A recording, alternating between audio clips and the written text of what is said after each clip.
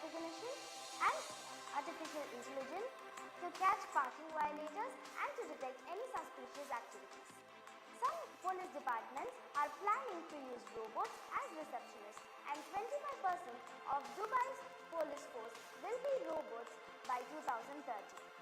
They can move, accept complaints, recognize people and even detect bombs. So next time when you see a robot on the street, you will know that it's there to help you and keep us safe. Thank you.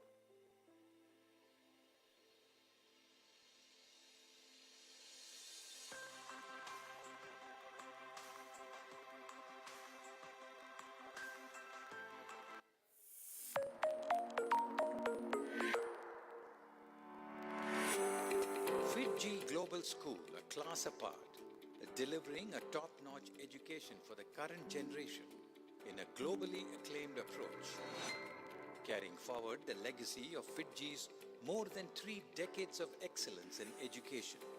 FITG Global School is making revolutionary changes in the landscape of formal education, creating academic excellence, developing and enabling communication, instilling discipline through sports, developing emotional and spiritual quotient through practicing yoga and meditation, and living the Indian culture and inculcating the right attitude in students, thereby grooming them into better human beings, responsible citizens, and successful in life.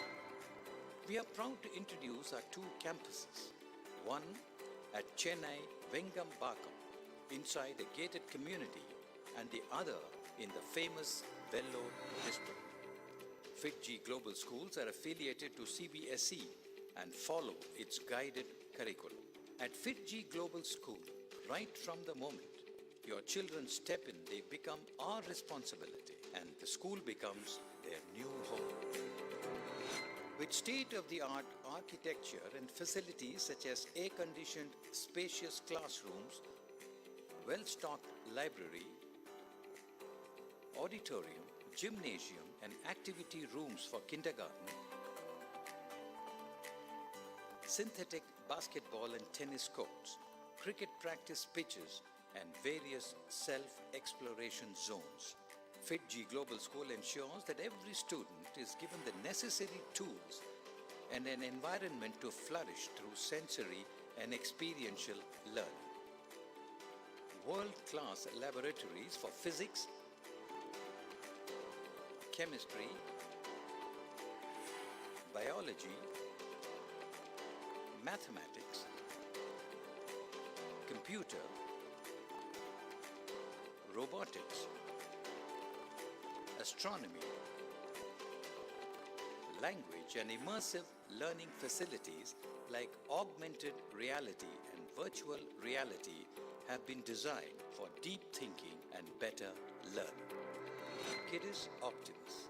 The kindergarten wing of FITG Global School goes a long way in the social, emotional, fine motor skills and overall development needed to build strong foundation for their lifetime. Children in their formative age learn through simulated environments while having fun through social interactions. The furniture is ergonomically designed for comfort and the safety of the children. Enormous space is given for extracurricular activities. Learning spaces have kids-friendly seats.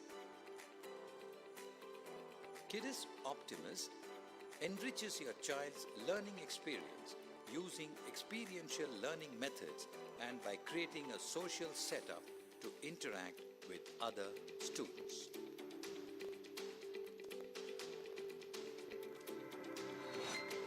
FITG Global School has developed a holistic mentorship program which takes care of the overall development of the students. The mentors are well trained to hone every child's skills with personal care and attention at the foundation level, just like an elder mentoring a younger person in the family. Moving away from a traditional classroom setup, our learning methodology leverages technology to enable continuous collaboration between teachers and students. Our classrooms are audio-visually equipped and lectures can be saved for future reference. Mentors are equipped with tablets and learning is delivered with projectors. Not only can students submit assignments online, but mentors can review them in real time. These approaches bond the child and teacher more in a way of a caring mentor and an aspiring learner. Our libraries and the designated hangout areas also provide a self-study environment for students to learn on their own. We have an open learning culture.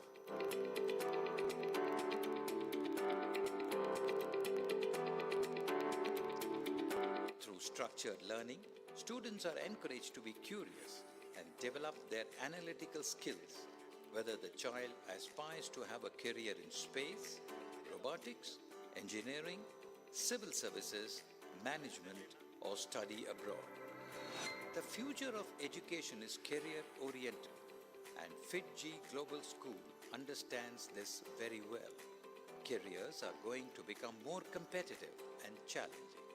The need for better education will be stronger than ever before, as it is no longer enough just to have a high school certificate if one wants to succeed in life.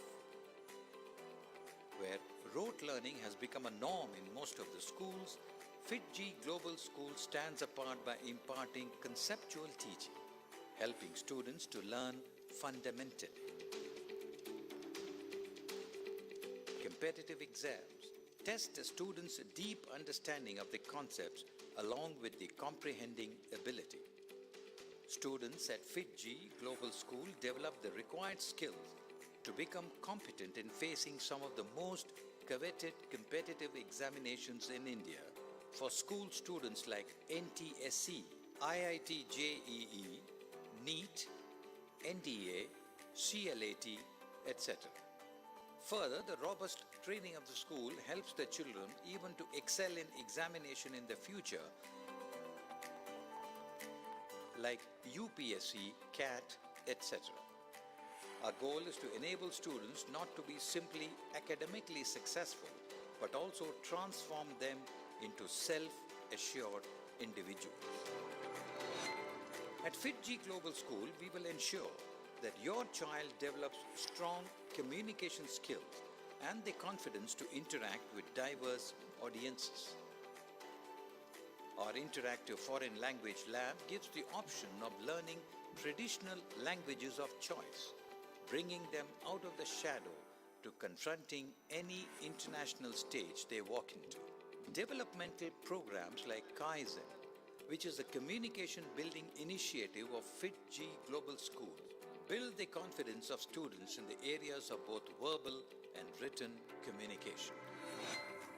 Adding on to the academic excellence, FITG Global School offers a wide variety of clubs to hone the special talents of our students, right from the communicational skills to technology-based talents to discovering outer space, and not to forget the upcoming trend of robotics. Students explore themselves in the field of their choice, experiment and excel. The IT Club endeavors to develop the technical skills of the child and make them future ready in this world where computers have a huge impact on our livelihood. FITG Global School's unique feature, the Astronomy Club, helps the child to explore the magnificent outer space and dive deep into learning about the unknown. Robo-Titans, as we love to call our students, are fascinated and have fun interacting and understanding the robots. At our robotics club, they are mentored by the best and have hands-on experience working with the mechanisms and building their creations. Shakespeare's Club for the young intellectual English scholars to widen their imaginative and writing skills. My little one, Rishabh, she loves to do poetry writing and she likes to narrate stories. She writes her own stories. So we have Shakespeare's Society over here, which is again a club, and it's been very beautifully curated to suit each child's intelligence, and they are starting it right from third grade. Sports play a huge part in developing personality along with the academics. Children of all age groups are encouraged to pursue a sport of their choice to bring out the unique talent within every child. Our sports and recreational facilities encourage students to perform and deliver. The cricket pitches, basketball, tennis, badminton, volleyball courts are fabulously designed with the state-of-the-art synthetic flooring ensuring the safety of the students. Bringing a balance in life, we have meditation and yoga as part of the curriculum.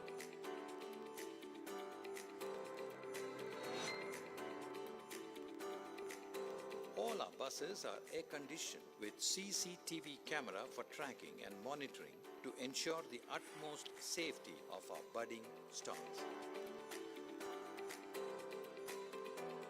The RFID-based attendance systems are in place at our campuses that ensure the entry and exit of students from the school premises.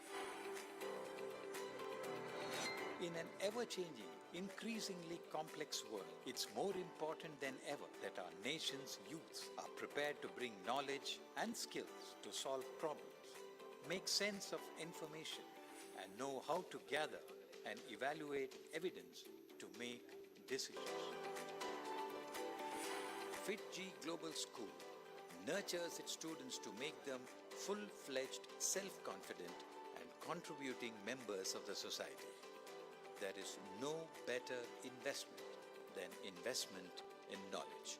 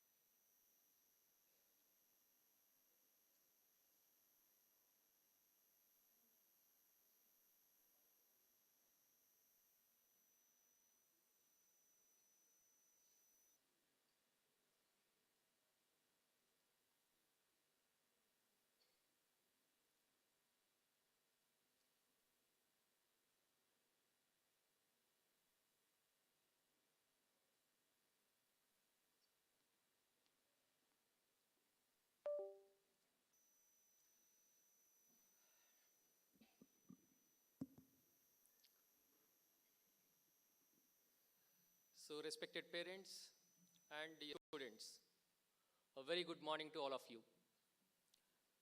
How are you? I think students are still sleeping. Sunday, sleepy. Is it or not? How many of you are still drowsy? How many of you are feeling still drowsy? Students. Okay, you don't want to raise the hand. I understand. So many of you must be feeling that one Sunday which I get only one day in a week.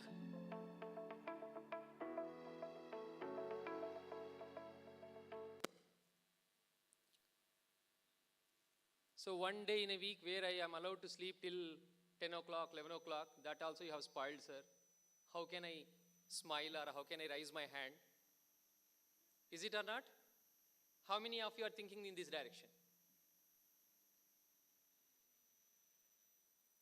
And nobody wants to raise your hands. Nobody wants to interact. Do you know, first of all, what is today's session? What is the session? Toppers talk. That means they will talk and we will listen, that's all. Oh, you have come with that mindset. So then I should ask my team to change the title. See, it is not a classroom or something like that where teacher is teaching and you are listening whether you are interested or not. It's not like that. Basically, it is an interactive session.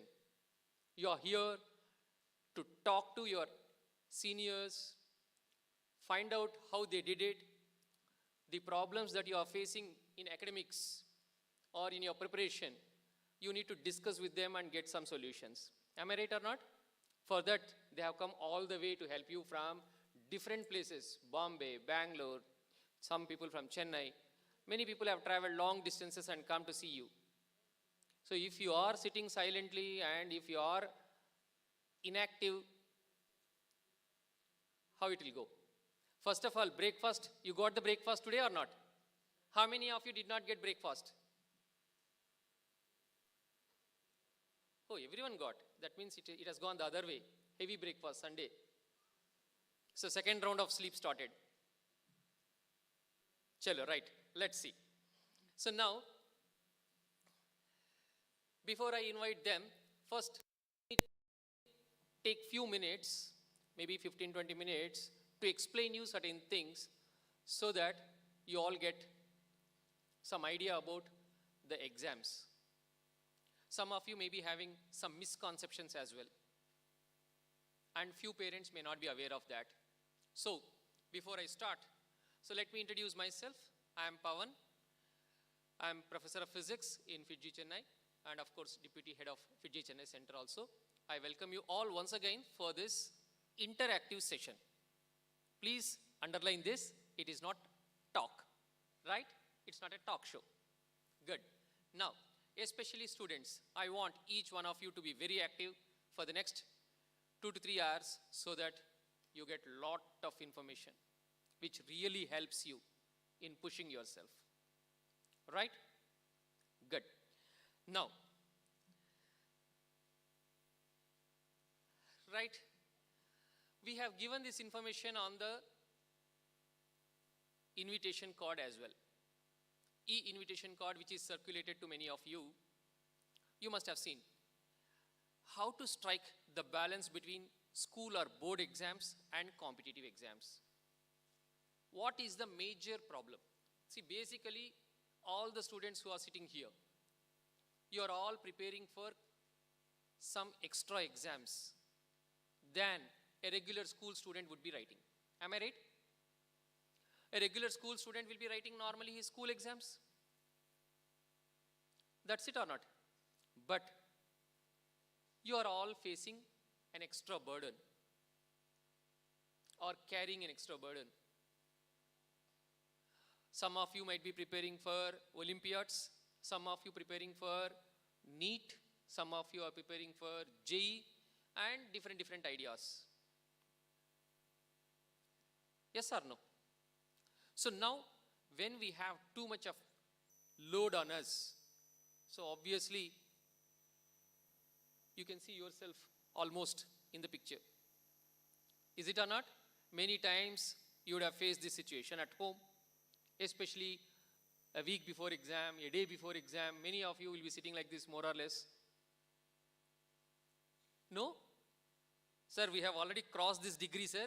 We are in this stage. That and all we have crossed long back. 4th standard, 3rd standard itself we have crossed that. Now we have come to this stage. How many of you feel that you have reached this stage? The moment, see, one boy is very honest. He is raising the hand. Sorry? Okay. So, most of the times when I sit on my study table, this will be the scenario. Yes or no? And as a result, what happens, you all know, and it's a very common scene in our house. Parents will start scolding. You are not studying, you are not taking seriously, you need to study. It's a very common scene at home. Is it or not? Okay, fine. With all these difficulties, I know I can understand your difficulty.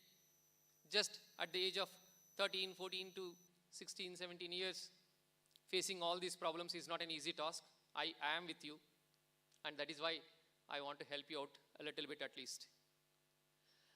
With all this, you do something in the package or archives or some Fiji material or practice sheets or glorifier, tab assignments, something you will do.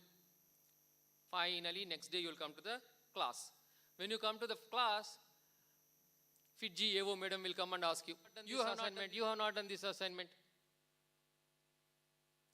Your academic operation people will come and ask you, why you have not completed? This is a big list of people who have not submitted the assignments. Very common scene that we see almost every day. Yes or no? Then you will say one nice reason, sir, I really tried, but only 2 questions out of 15. Remaining all 13 are doubts. Yes or no? Or all 15 doubts only.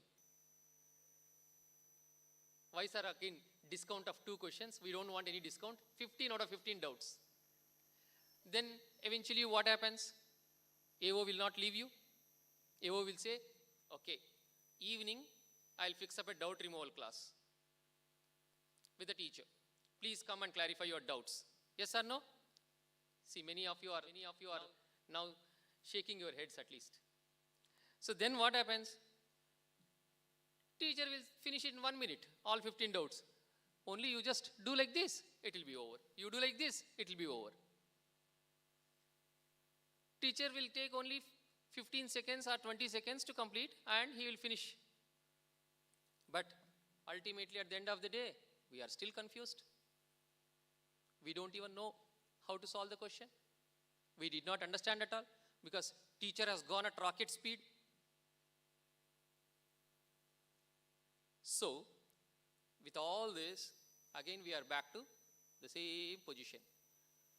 Should I concentrate only on boards or should I go for competitive exams preparation also? Can I do that or not? Will I be successful in both? Many doubts. So, this is more or less many of you are facing in your life. Let's find how to solve this problem. Yes? Right. So, ultimately, we have to avoid this confusion and prepare for competitive exams. Undoubtedly, you are all sitting here to crack 1 or 2 or many competitive exams, but not for the board alone. Though boards or school exams are also important, we never said they are not important. But our ultimate aim is to crack good ranks in the targeted exams. Yes or no?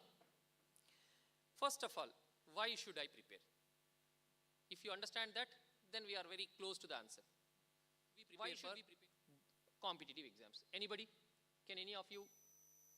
We have a mic. You can speak in the mic.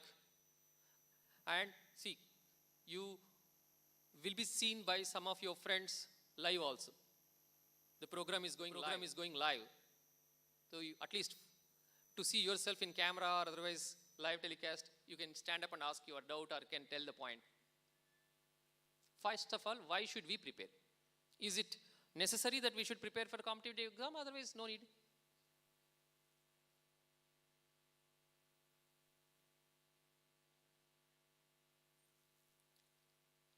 Yes, please. Anybody wants to say, please raise your hand. We'll bring mic to you. No idea. Why are we writing the exam? Father said, you write. I have registered, sir. What else I have? I don't have any option. Is it or not? Mom said, we will not give dinner. Hence, today I am here. Otherwise, I would have not registered for this session also. Yes, she is trying to say something. Yes, please. To reach your goals. Good.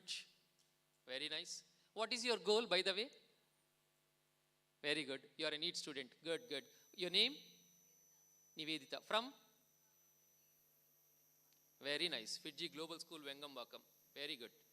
So she wants to reach her goal and she's a NEET student. That means she wants to become a doctor. So clear. An idea is there. Is it or not? So like this, everybody will have some idea in the mind. I want to become an engineer. I want to become a doctor. Or I want to become a chartered accountant. I want to become a lawyer. Anything. 9th and 10th is too early to decide. Many of you who are especially in class 9, class 10 may not have taken the decision. You can become anything. And every profession is a good only. Is it or not? You can reach any level. Yes. So, something like that only I have also listed out the points. See here. Number 1, better career opportunities. Yes. When you prepare for more competitive exams and more exams like this, you'll have more opportunities in your hand. Next, the growth. Of course, everybody needs that. It will not come unless and otherwise you prepare for such competitive examinations. Just with the help of school exams or board studies, tough, very, very tough. Next, it increases your confidence. How? You will see live in some time. Okay, when you study from the top college, when you study from the top branches, how your confidence level goes up, how your confidence level shoots up, we will see in some time. Okay, that's very important to lead the life or not. If you are confident, half of the problems will get solved automatically. Good exposure, obviously, when you are in a better place, you will be meeting better people, quality people. More exposure will give you the more expertise and knowledge. So automatically, you will be successful. The chances are very less in some unreputed remote colleges. Is it possible to get such kind of exposure by studying in a very small remote colleges? The colleges located in very, very small places and all, too tough. So, these are the better opportunities that we get when we prepare for competitive exams. So that is the reason why we have to prepare for competitive exam. But as I said already, when we are preparing for competitive examination, obviously it is quite obvious because as I already mentioned, you are just in the age bracket of 13 to 17 or 18.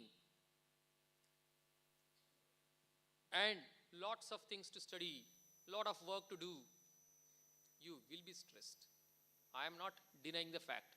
I don't want to say here some kind of preaching. No stress, nothing doing. I do understand. I am seeing every day hundreds of students. Stress is inevitable, but you can reduce it. You can convert that into a positive mind. There are so many people who have done it and got the success. So when many have done it, why can't we? We can also do that. But it needs a little bit of different thinking, out of box thinking, a matured thinking. That is what we are going to learn today. How to face a problem. Right? So, the answer that you will be getting or the takeaway from this session by the time you leave will be how to reduce your stress levels, how to manage my timelines. That's very important. Many times you will be facing this problem. Tomorrow exam, syllabus is not yet over, you are tensed. And finally, how to achieve the success. Yes or no? So these are the three key takeaways from this session. So please, all of you listen carefully and get. Now, you have lots of options after 12th standard especially. You can venture into any place, many engineering, exclusively computers, medical, sciences, various fields are there. You can get into any line. As I already told you, 9th and 10th, probably you would have not decided. 11th and 12th, you would have gone one step closer and you would have decided also. So, now, since majority of the students who are sitting here will be trying for either to become an engineer or a doctor, as of now I have taken only these two examples, engineering and medicine. Right? And also, if I talk about different professions, it will take a lot of time. Then I will not be able to invite our toppers and make you to talk with them. That's more important. So therefore, I have confined my presentation to only these two exams like JEE and NEET. Just let's have a quick look at JEE and NEET in few minutes. So, you all know that JEE Advanced is essential to get into IITs. Yes or no? Now, why we should get into IIT to study engineering? There are so many engineering colleges. Yes or no? There are so many engineering colleges for which JEE exam is not necessary at all. With board marks, straight away you can go and join. Yes or no? But why we should go and study B.Tech in IIT only or NITs?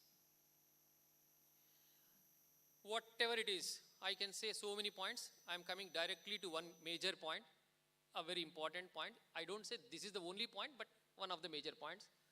Very, very, very huge pay scales. The one which attracts definitely. Apart from all other points, if I want to say so many points, I can say, but I don't want to waste time. So straight away, this is the newspaper clipping. You see how the offers are. You have any doubt, you can ask your seniors when they come onto the stage as well. Phenomenal offers.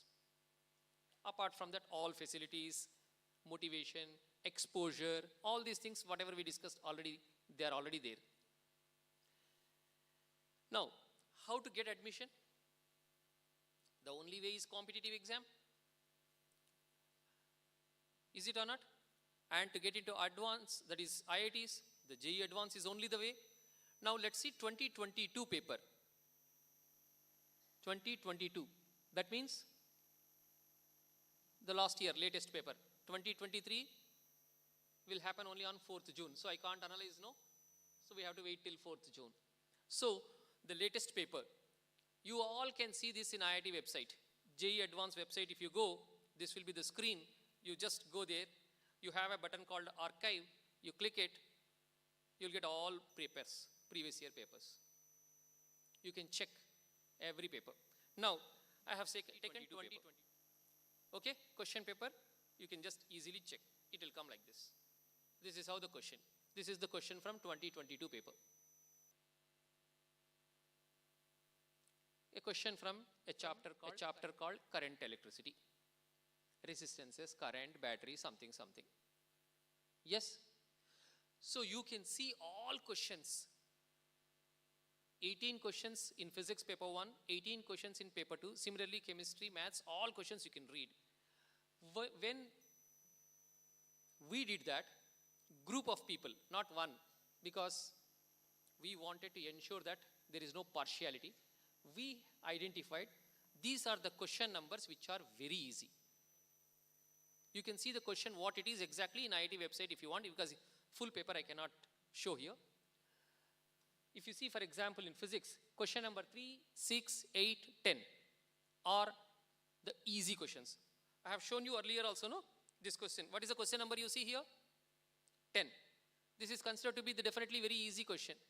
So you can see that question number 10 in the easy segment of physics paper 1.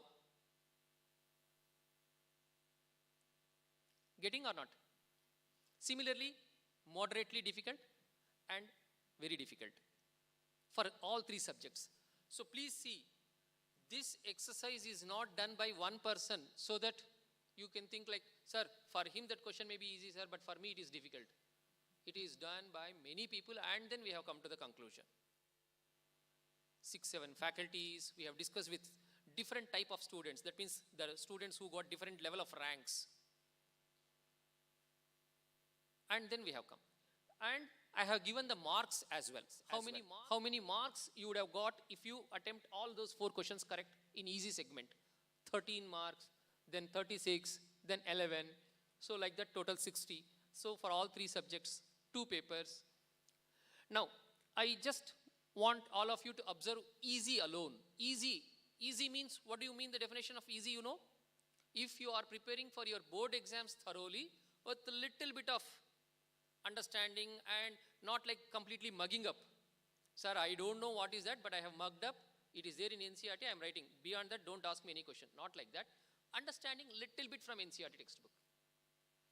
You doesn't require any extraordinary thinking for solving easy questions. You need not touch package. You need not touch archive. NCERT textbook properly understood. And with a minimum effort you can solve. Moderate, yes. Moderate ka definition was, yes. Fiji package if you have solved thoroughly, enough. Not necessary, anything else. Difficult, yes. You have to definitely solve archive and beyond that to solve those questions. And getting idea in 2 minutes, 3 minutes inside the examination hall is a challenge. Unless and otherwise you practice difficult questions, it is not that easy. So many AITS, GMP, all these papers and other books you have to solve. You can check this even with the paper on website because we have taken same question numbers. Now what I want is, look at these questions. Easy alone. If you take paper 1, you have 40 marks. That means physics 13, chemistry 10, mathematics 17. The sum is 40. And similarly paper 2, 38. So total 78 marks one can score if you attempt only easy questions. No need to touch difficult or moderate question at all. If you are just carefully identifying the easy questions and answering without any mistake, you will secure 78 marks. Then moderate, 193 marks. And difficult, 89 marks. That means 21%, 53%, 24% marks you are getting like this. Without any problem or without any, going to the tough section, you can score how many marks you see. Let's imagine you are not at all confident. You don't want to touch any difficult question. Leave 24% also. Still, you can score 74% or 75%. Now, look at the marks versus rank. 25.5% if you get, your rank is 10,000.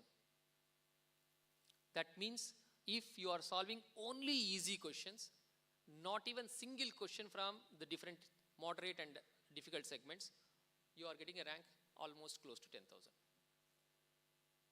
Of course, sir, 10,000 is not my target. I want to get below 100. Of course, we have to solve below 100 means 65%. Even then, look, 65% also, no need to touch difficult questions. If you are intelligent and if you are able to identify easy, moderate questions alone and solve, that's it. You are there below 100. 2-digit rank. Sir, no, I want single digit. Nothing more than 9. My lucky number is 9, so therefore 9 or below 9, I am okay. Then you have to touch or solve difficult segment questions.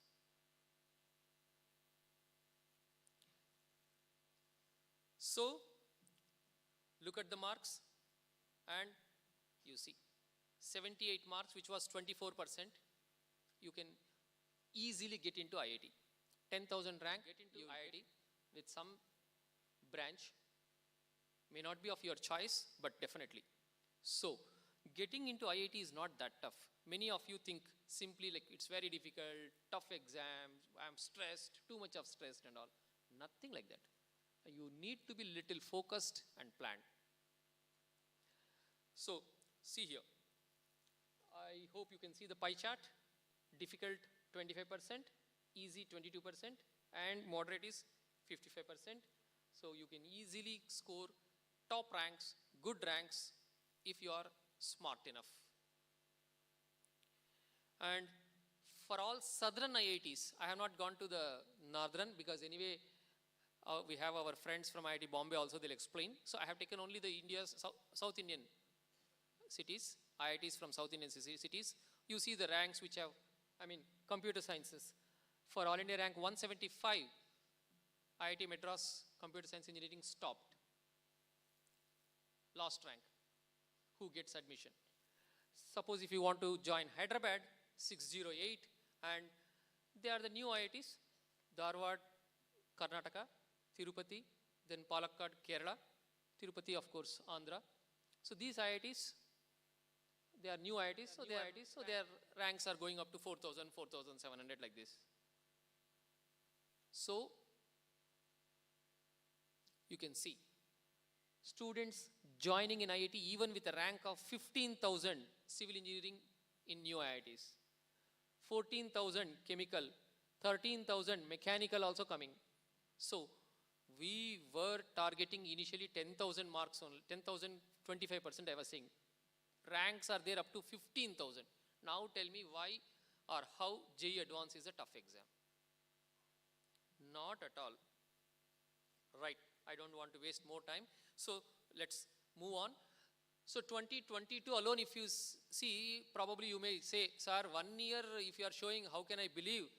Maybe last year paper was tough and marks have come. For low marks, the ranks have come. You see the 3-year comparison also I given, 22, 21, 20, all three. Nothing like that. 1000 rank, you see, 47, 58, 53, more or less, not a big difference. Close to 50, 55, average. So, if you solve 50% and above, you are sure of getting very good rank in JEE Advanced. Only 50% of the paper. Now you tell me where is the stress and where is the time problem or time management and all. You got 3 hours paper. Government has given 3 hours to solve one paper and we are asking you to solve only 50% of the paper. That means so much of choice. Out of 18 questions, we have to solve only 9. So where is the stress and where is the time management problem?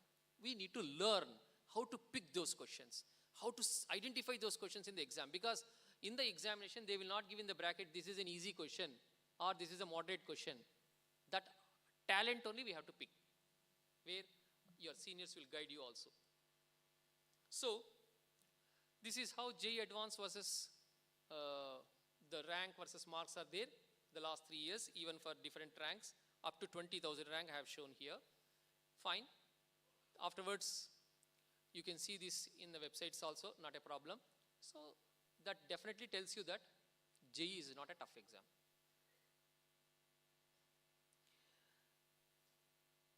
One important point which I just wanted to say is, how many students are qualifying from different states going to it? If you look at these numbers, you see here, Tamil Nadu, in what inferior, I don't know, definitely we are not at all inferior to anyone, but the number of students qualifying for JEE Advanced itself is 4,800, you see. Whereas Telangana 17,000, Maharashtra 16,000, Andhra Pradesh 14,000, UP, Uttar Pradesh 22,000, whereas in Tamil Nadu it is only 4,000 800. So awareness, commitment levels we have to improve. Not that we are inferior to Andhra Pradesh, we are inferior to Uttar Pradesh. We can do much better than what they are doing. Am I right or not? They also have got 2 eyes, 2 ears and 1 brain. As? Yes or no? So, but why not we? There is a bit of, small problem like awareness. And those who are aware, commitment. How to study for the next 2 years or 4 years. These 2 things, if you change or alter slightly, I am 100% sure we can even surpass UP, Telangana, all this. So that's the problem. So across India, the situation is almost like that only. And among the big states, definitely Tamil Nadu, we have to improve our awareness and make it more. So that's the important thing. So JEE Advance is not a tough exam. Mains is also like that only. I will not take more time here. So mains, you can see how many marks you have to get. Mains is relatively very simple exam compared to advance. All of you know that. Difficulty level is less. You just get 149, that is 150. Exactly 50% again. Out of 300, because mains is for 300. You are getting a rank of somewhere close to 21,000, and 21,000 NIT Trichy definite in case if you are aiming for NITs. Yes or no? Let's check. NIT Trichy this year you see, computer science stopped at 4,080, but chemical 21,225. That means if we are aiming to get into IIT or NIT, 50% is enough. 50%. So please erase the tension in your mind, the stress in your mind. Whoever is feeling like that, you tell yourself, I just have to get 50%. Now, if you want to get better ranks, bigger ranks, that means the top ranks, there only the improvement is required. Right. So, conclusion, whatever I said, advance, you want to get inside this campus or Bombay or wherever it is. Bombay, though, of course, percentage will go up. So, 50% marks you have to get into, score in JEE Advance, so that we can get inside IIT. 30% will fetch you the rank below 10,000, but new IITs will come. Mains, again 50%. Enough, NIT Trichy, you are there. Not at all a difficult task. Similarly, along with IITs and all, you have so many other institutes which will give admission based on JEE Main, JEE Advance. So therefore, your efforts will never go in vain. So you can get in many institutes. That and all we will tell you when you come to 12th standard. The last but not the least, medical. There are so many students who are preparing for NEET exam as well. This is also not at all. People think unnecessarily it's a very tough exam, 720 marks. Oh, it's very big exam, so many questions I have to try and all. No, not that way. See here. NEET difficulty level of 2022 paper. The top band red color, that is only the difficult part. Green color is the easy segment. In each subject we have written, look at the marks. Easy, moderate and difficult.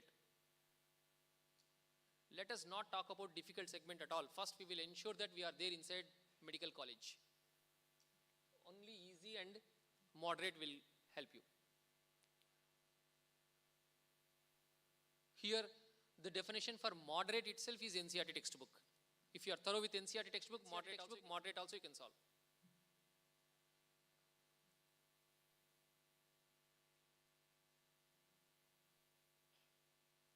And you see the cutoff. For government medical college, only 581 general category cutoff. Out of 720, if you score 581, government, and private medical college, 468. easy section and moderate section. These two parts, if you answer, you are there.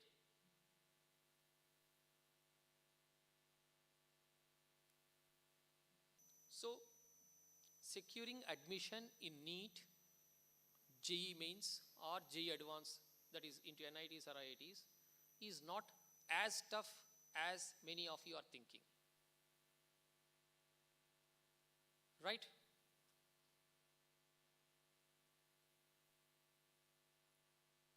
The cutoffs for various years also you can see, not like only 1 year. For government and private colleges, I am showing you the cutoff for various years.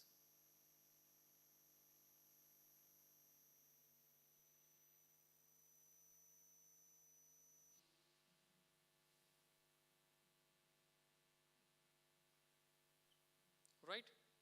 So, 426, 520, 595, 586, it is somewhere around this only. So, 600 out of 720 if you target, enough. You are there inside the government medical college. So, the reports which have come in the newspaper also, you can see the NEET reports, the marks range. How many students are there between 650 to 720 in different states. So once again, here also we have to improve a lot compared to other states.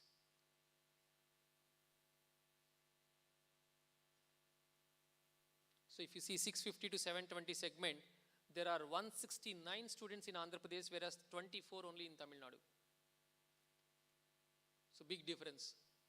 So we definitely have to push ourselves. It's not that we are incapable. It is only that we are not taking it serious.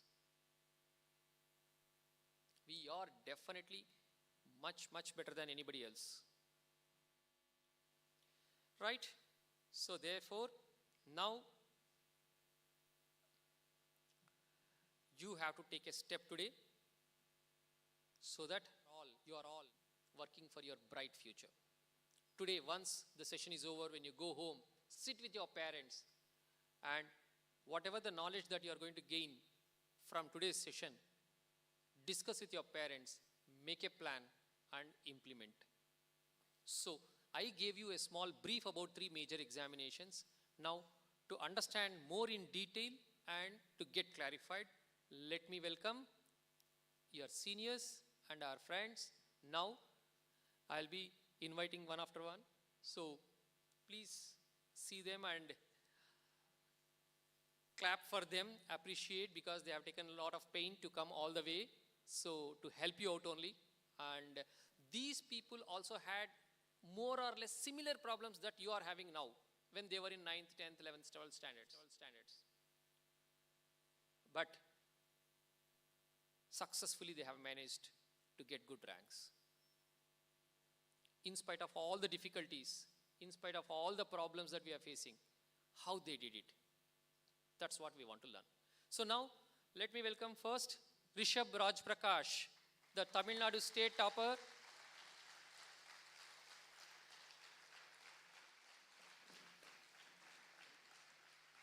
Mike. Rishabh Raj Prakash, I hope all of you know him. He is studying his B.Tech Computer Science in IIT Bombay and All India rank 36, JEE 2022, Tamil Nadu's topper. Now,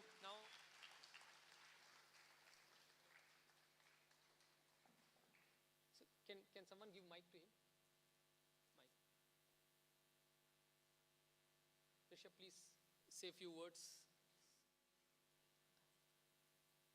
before we allow you to sit down, please.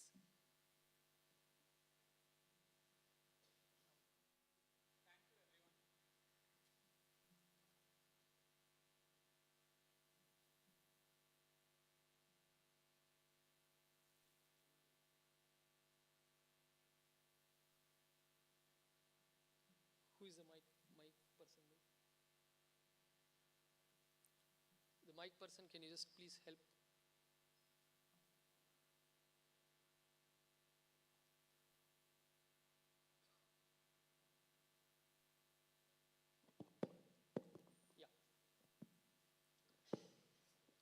Yes, please. Yes, Rishabh. Thank you everyone. Um, I would like to say that life in IIT Bombay is a lot more different than what I expected. And the thing is, you will find numerous events. There are like 40 to 50 clubs. So you can, whatever your interest is, whatever you think you like, you can figure out what you like inside an IIT. Um, something interesting I'd like to share is I met the co-founder of Google Maps. He had come to give a lecture, more like a demo of how his process was, how entrepreneurship is like, how he initially faced a lot of losses and he didn't find enough investors. So that was very interesting. You have amazing sports facilities. There are like 20 to 25 sports, everything from chess, billiards to the mainstream sports like cricket, football, badminton. You have like world-class facilities, world-class courts. So now coming to what you all have gathered here for today regarding competitive exams. So I'd like to tell you that one thing which is undervalued is discipline. Discipline is something that should be with you throughout your preparation, and it is much more reliable than what you call motivation. So motivation might not be there for you every day. You might not feel like you want to go to classes. You might not feel like writing this particular exam. But if you have the discipline to do it, you will learn something out of it at the end of the day. Even if you write an exam and every question you did not know, but one question, you learn something new, that is still a learning outcome, and I'd still recommend you to write that exam than to miss it. So motivation might go up and down, but discipline is a consistent thing. It will help you throughout your preparation. And another thing I'd like to tell is, please write all the exams. Please attend as much classes as possible, because you will be learning something new, and stay interested and have attention in your classes. So keep listening to your professor, be interested, ask them doubts. All these things are very important, and all the best for your future endeavors. Aim high, aim big, because if you it's a common proverb, right? Shoot for the moon and reach the stars. So only when you aim high, your work will follow that goal. So aim big, aim high, and all the best for all your future endeavors.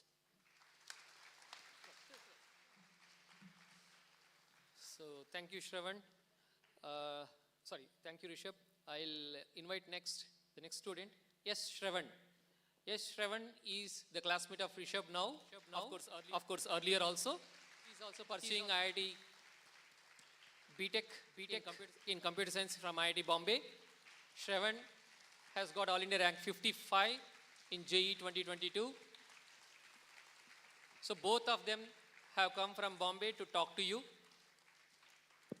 So let's listen from Shravan also what he wants to say first. So good morning everyone. And like Rishabh said, in IIT Bombay you run into a lot of people who were once sitting where you were but have now reached great heights. For example, our last convocation ceremony for computer science department was from the founder of Ola. So it was much like what Rishabh said earlier about the Google Maps person. He had a lot of problems as well, and IIT Bombay has a great support structure for budding entrepreneurs, and whether you want to go into research or jobs or any kind of internships, you have the best resources there. Not only IIT Bombay, any IIT of this kind gives you some support which will be unrivaled by other institutes. So what do you need to get there? Like Rishabh said, he already talked about discipline. So let's come to the motivation part. So I had a problem initially. Like once when I was in 8th or 7th standard, I used to do well. And when I came to 9th and 10th, slowly I found that there are a lot of people who do well. And India is a huge country. You face a lot of competition. So what I did was, I started looking out to people who did the same as me and much better than me, and I learned from them. So you have friends for this purpose. Please stay motivated by, having healthy discussions with them. Talk to your faculties. FITGI Chennai is extremely good in that regard. all faculties are extremely reachable, and you can ask them any kind of doubts, academic or non-academic or even planning related and everything. So that is how we all could get where we are right now. And as far as the competitive exams part, so I had tried all Olympiads in my 9th and 10th. I had some problems coping up, and I found that Olympiad is not really my style, and I went towards JEE. However, Rishabh here did both Olympiads and JEE. So earlier itself, identify what you are good at and put your full effort behind it. If you feel that this subject you like, but you're not well, ask your faculty for guidance. And on the other end, if you feel you don't like a subject, but you're still doing well in it, please don't neglect it. Just continue doing it, and please keep in contact with your faculties. I was helped by my math faculty early on when I asked him some doubts about math Olympiad, and he asked me to pursue it in 12th standard only if I'm really, really confident I can do it. So these kind of talks help a lot. You may not realize it now, but later on you'll feel like you made a good decision in not attempting an Olympiad or attempting an Olympiad. So that's all I would like to say, and thank you all for being here. Thank you, Shravan. It was nice brief. So we'll come back to Shravan afterwards. Now, I request Hemasri, of course, MBBS from Stanley Medical College. This girl has secured 647 out of 720. See here. She is with you. Hemasri, please, Hemasri, please share your views. Good morning, all parents and teachers present here. And hey, guys, I'm Hemasri, and I'm pursuing medicine in Stanley Medical College right now. I studied in Fiji from 6th standard up until 12th standard. So coming to MBBS life, it's not all academics and studies. You get to have 5 years, and you have the opportunity to get involved in everything, from sports to cultures and everything. I just started learning basketball. So it's really, and for the cliche reasons, it's also very rewarding being able to save someone's life. And yeah, I think I'm really grateful for being able to enter into a prestigious college in medicine. And coming to these 4 years, from 9th to 12th, everybody says it's important, critical, you have to be conscious about what you're doing. It's all that, but it's also very beautiful. You will remember this time, and one day you might be standing in the stage giving advice to your juniors. Very so, yeah, so enjoy this. It's not a race, it's more like a marathon, and what you do every day adds up, and everything will be paid off.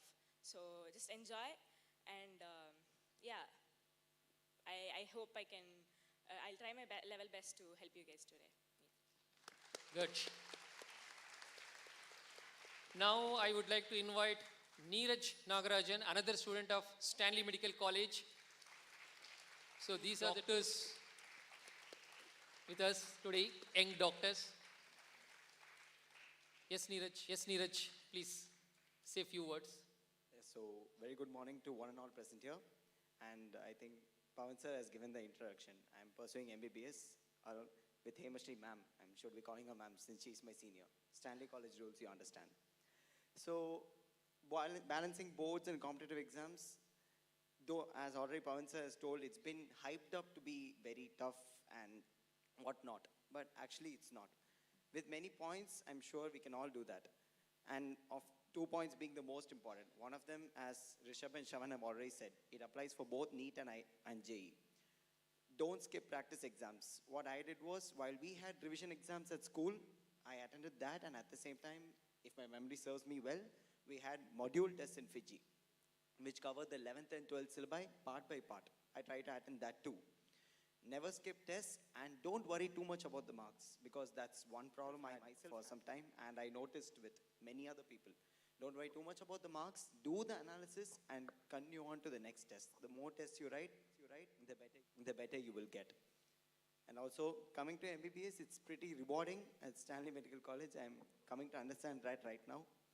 And with all of that, I'm also saying, don't get stressed. We have many activities. For example, I used to go walking around my house, or I used to go cycling, listening to music. There are many people, many kind of activities for many choices for many people.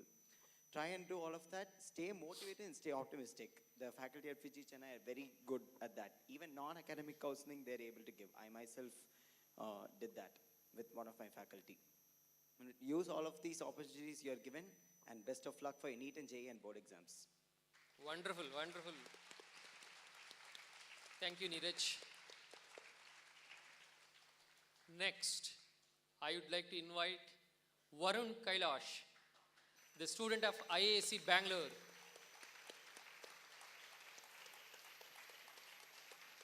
Varun has secured All India rank 39 in IIT JEE last year, 2022, and he is pursuing his BS research in IISC Bangalore. Now let's listen from Varun. Yes, Varun, please. Hello everyone, thank you for being here. I am pursuing BS research in IISc, and life there, as people shared from IITs, it's a nice place. Like, you can meet a lot of people with similar interests. I went to IISc because during my preparation, I found out that my true interests lie towards research than towards engineering. So I meet a lot of people there who do active research in physics, which is my field of interest, and in mathematics and several areas of interest. So yeah, you'll find a big leap from school life to college life. Like, currently, I assume you have preparations going on every day. Even Sundays you'll be writing tests, attending classes. There, if you see in IISc, throughout the entire week, only 24 hours is for your class. Rest all is up to you to shape yourself in whatever form you would like to be. So, as far as preparations go, I would like to say, don't stress out yourself. As we saw, it's not actually very difficult.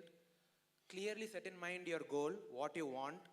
Focus more on appreciating the subjects themselves and focus on the learning part. Rest all will come naturally.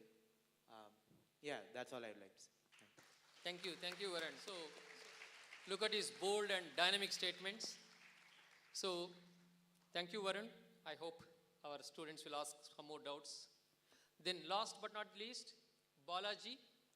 I would like to invite Balaji Ramachandran, another student from IISc Bangalore.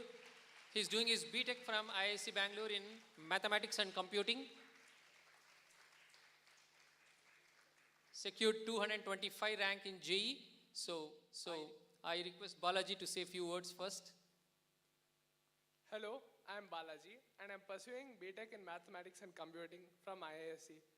And I've got to say that it's been the best decision of my life because IISc is one of the premier colleges in the world.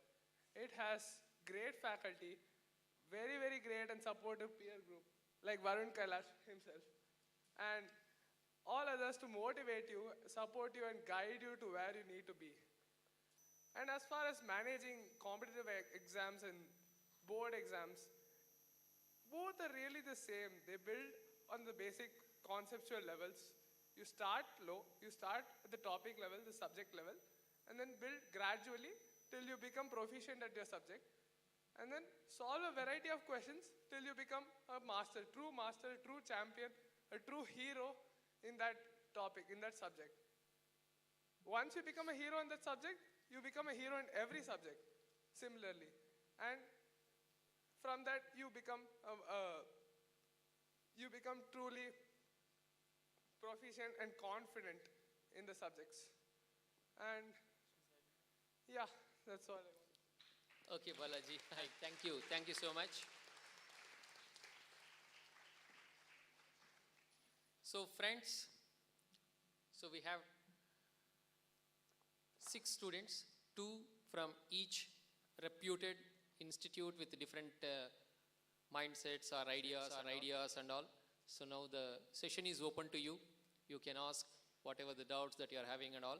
So first, they have already started the ball rolling by saying how they got inspired in brief. So now you can just check with them and you can talk to these students one by one and we'll be very happy. You have 2 different ways to ask the questions. Number 1, you can raise the hand and our team members will come to you and give the mic. You can ask the question in the mic. 2, we will be showing you one QR code. If you wish, you can just scan the QR code and put your question in that mobile. It will come to us and we will read it on behalf of you. So, the session is open to you. Let's learn and listen from these distinguished students who are sitting on the stage. So who wants to ask the first question?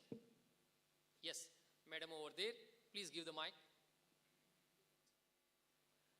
Yes, ma'am. Good morning, everyone. Good morning, ma'am.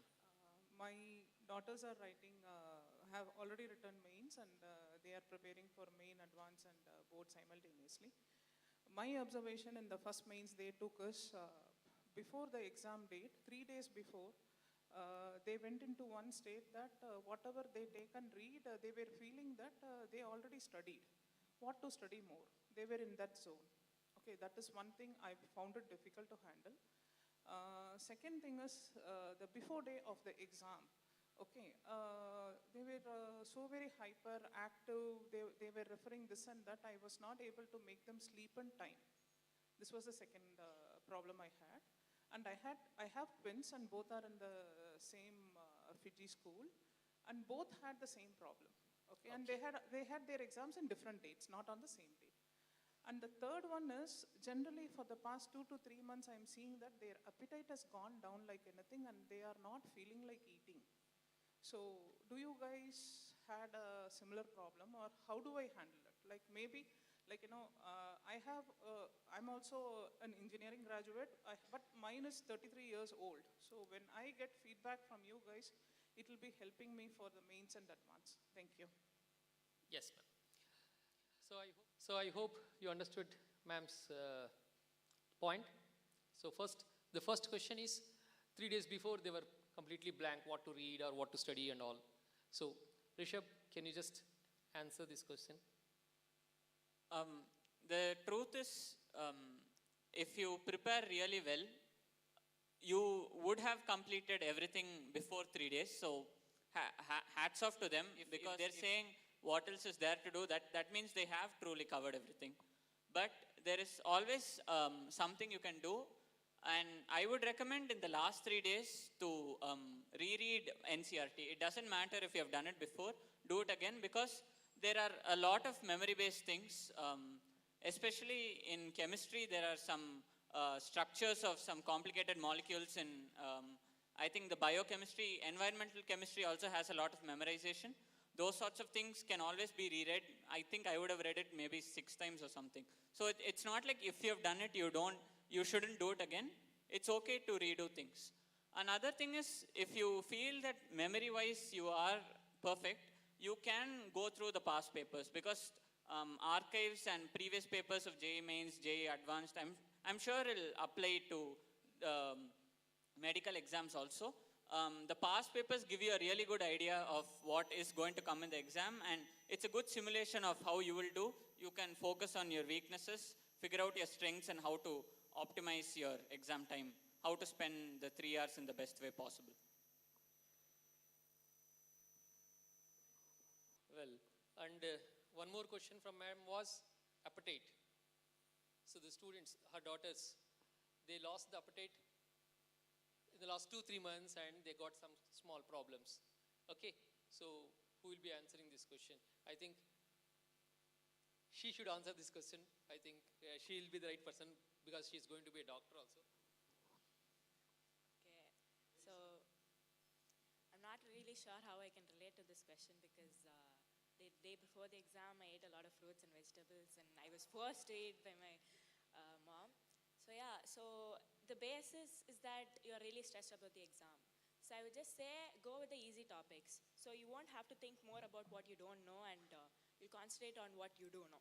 So when you're less stressed, try to eat something very light, fruits, and what they like, and try to avoid oily foods. And yeah, if you're less stressed, I'm sure you'll want to eat something. And yeah.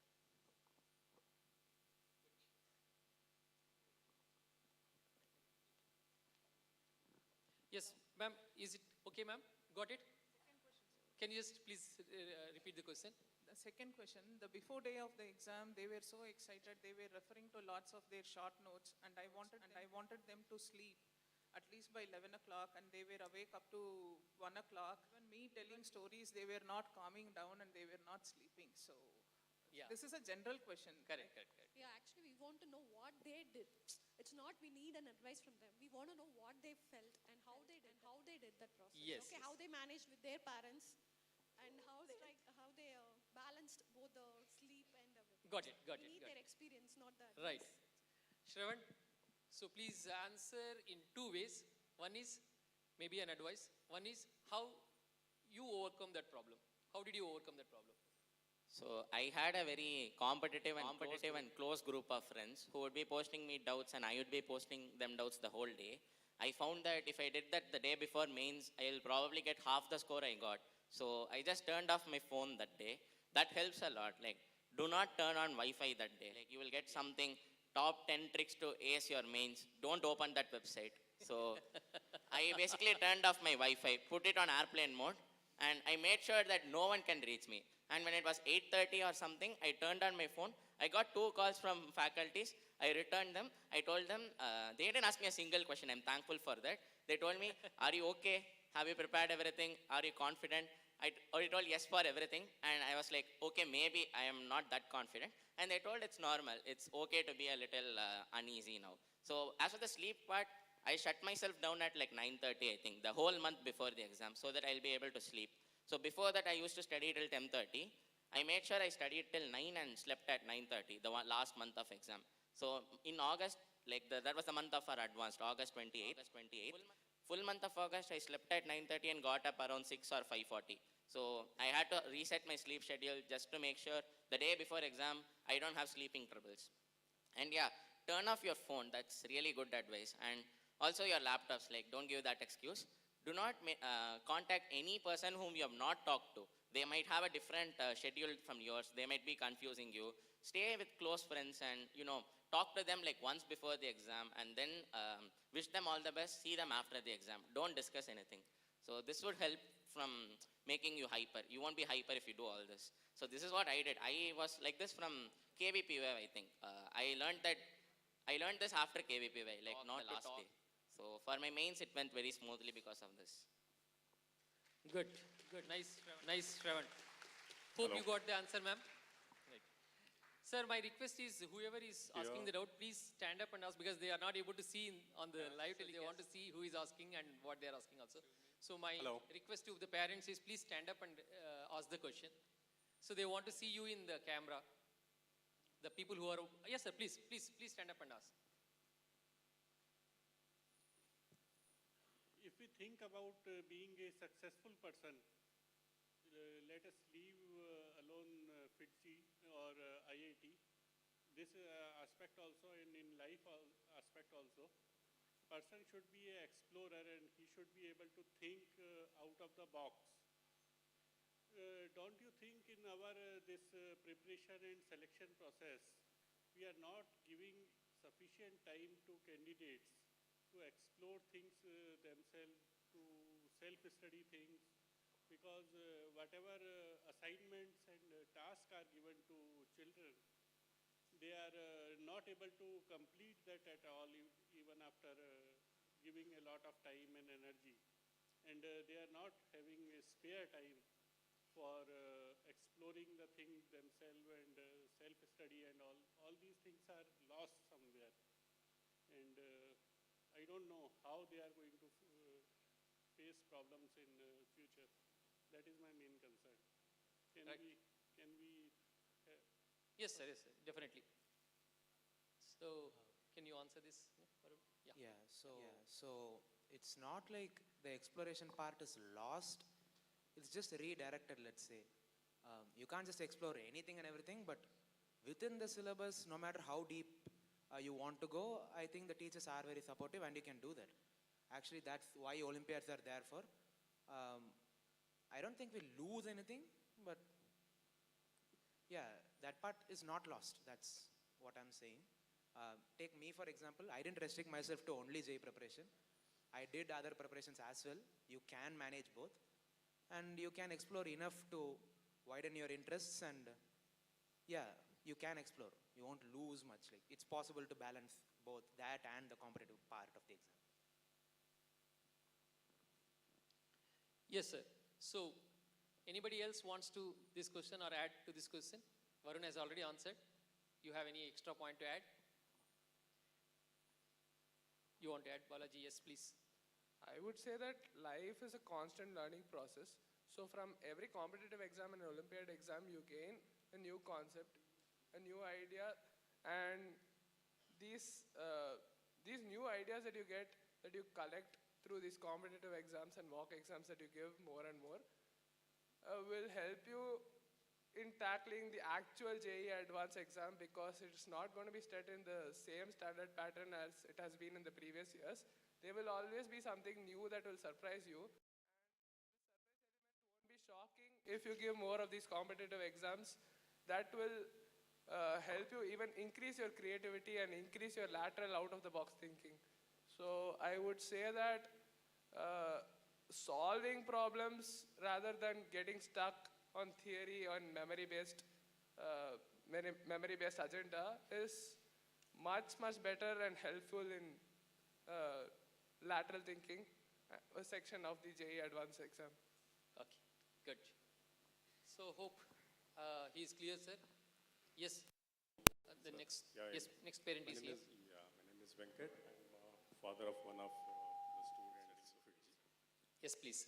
First request is if you can put the names of the stalwarts. Oh, names of the students you want. I only remember Rishabh, Hemasri, and Shravan. Okay, all the things. Okay, anyway, question to all. Rishabh, you have mentioned that there has to be a kind of a discipline. Okay, Shravan, you mentioned about stay motivated. Okay, stuffs. Album figures. As it comes to my ward, my child, okay, she studies in CPS Chennai. She comes back home from school, puts, okay, stares in front of the laptop for 6-7 hours endlessly till 2 a.m. This is what is happening since the last 2.5 years. Okay, you say discipline, according to me, because I come with a kind of a finance background, I'm a chartered accountant, I have done many things. Always I used to follow that there has to be a timetable, okay? I don't, go beyond on an average 3 to 4 hours maximum in a day. Maximum 3 hours only. A structured timetable all throughout my career. I've been telling my ward to prepare a timetable, prepare a current timetable. All these subjects may not be, tough, may not be easy for you. Everybody has got, as Shravan was mentioning, somebody thinks physics is easy, somebody thinks maths is easy, somebody thinks chemistry is blah, blah, blah. According to that, she does not follow, only stats. And her graph of performance is coming very low over the last 3 years. She was a very good student until 7th and 8th. Then she's doing very miserably day by day. Still, I'm hopeful that there is some, blood flowing, and some genes flowing from me. She will, turn back. I sincerely request, when you say discipline, did you ever follow a timetable on a daily basis? Any of you? How did you really stick to that one? Stay motivated, definitely a little frustration. Parents will say that do this, that's a part, You have to take that as a challenge. I would literally want, you are already successful, but I just want somebody can tell us that how did you really, when you say discipline, on day-to-day basis, how did you prepare? Right from, say, 10th standard or 11th standard, that will greatly help, not only to my ward, to many of the aspirants sitting over here. Thank you. Right, sir. So, Rishabh, did you understand? Yeah, please. It's a very good question, and I'm happy to talk about discipline and also improvement, because it's not just specific cases. I think everyone has a phase where their performance is going down. So when it comes to discipline, I think it has to come from the student itself. For example, I put a screen time lock in my phone during my JEE advanced preparation. I don't even think my parents knew, because why should they take away your phone, or why should they take away your laptop? Why should they tell you that, you have to use this device only for this much amount of time? I have to take responsibility for my preparation, right? And I hope all the students sitting here, they have to take responsibility. It's no one's responsibility to put the restrictions on yourself. It's your choice. You want to crack the exam, right? It's not your parents who are going to sit in the college and learn all the things that you want to do. You are writing the exam. You have to fix the schedule. You have to make the timetables, and you have to decide what is the correct goal for you. And when it comes to performances going down, it is, I'd like to be kind to every student, because It does happen to everyone. It's not like you're a failure. It's not like your preparation has gone down. Because sometimes you might increase your preparation and your scores will still go down at the same time because you are preparing in some way which is not exactly how the exam is testing you. Maybe you are focusing on the difficult problems. You get an exam which is more on the easy problems, and because you have lost touch of solving the easy problems quicker, your scores may reduce. So it's not like if your scores are dipping that you are going wrong some way. And this is when I'd like to bring up test analysis. So test analysis is the best way, and I'd recommend every single person to do it, to check where exactly you're going wrong and why you're losing marks. Because if you ask students after JEE Mains or JEE Advanced, how many more marks could you have potentially scored? Everyone will say they could have scored at least 10 to 15 marks more. I'd find it very rare that someone would say, no, I actually performed to my full potential. I did every single question I could have done in the exam. So make sure that you are not leaving questions which you can comfortably do in the exam. It's okay if there's some question that is genuinely hard, you could not have done it during practice and you could during the exam itself. If you leave those sorts of questions in the exam, it's okay.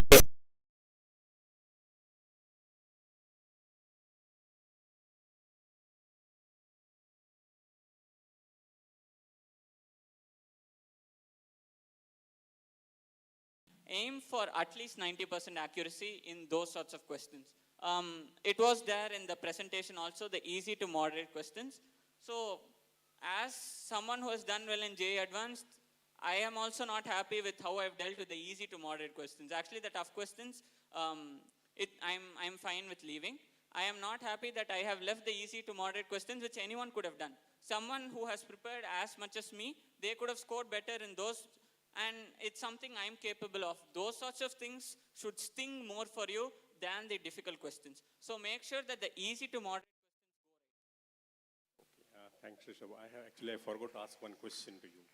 When you usually prepare, okay, it's a question to all of you again. My word, okay?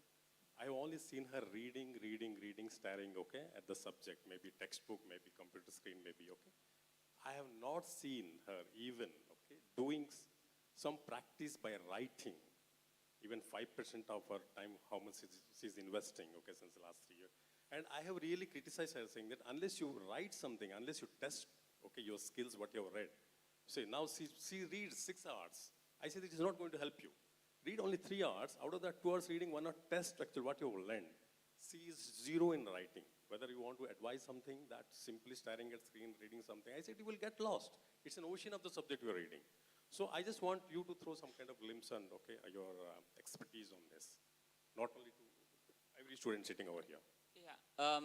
At least for me, I completely agree with you. I don't think reading 6 hours a day is going to be beneficial because you'll find a lot of undergraduate books, some hi-fi books with some huge sorts of theory, which I agree it does feel a bit interesting reading, but it is not going to translate to solving a question in the exam. I think whatever stage you are in your preparation, you need to spend a good amount of time solving questions because solving questions and knowing theory are two completely different things. So please practice solving questions. Practice, another thing I'd like to add is, even while practicing solving questions, it's best to work time bound because the pressure during an exam and the pressure while practicing at home are completely different things. So practice time bound, make sure you're able to solve questions even with the clock ticking in a stressful situation.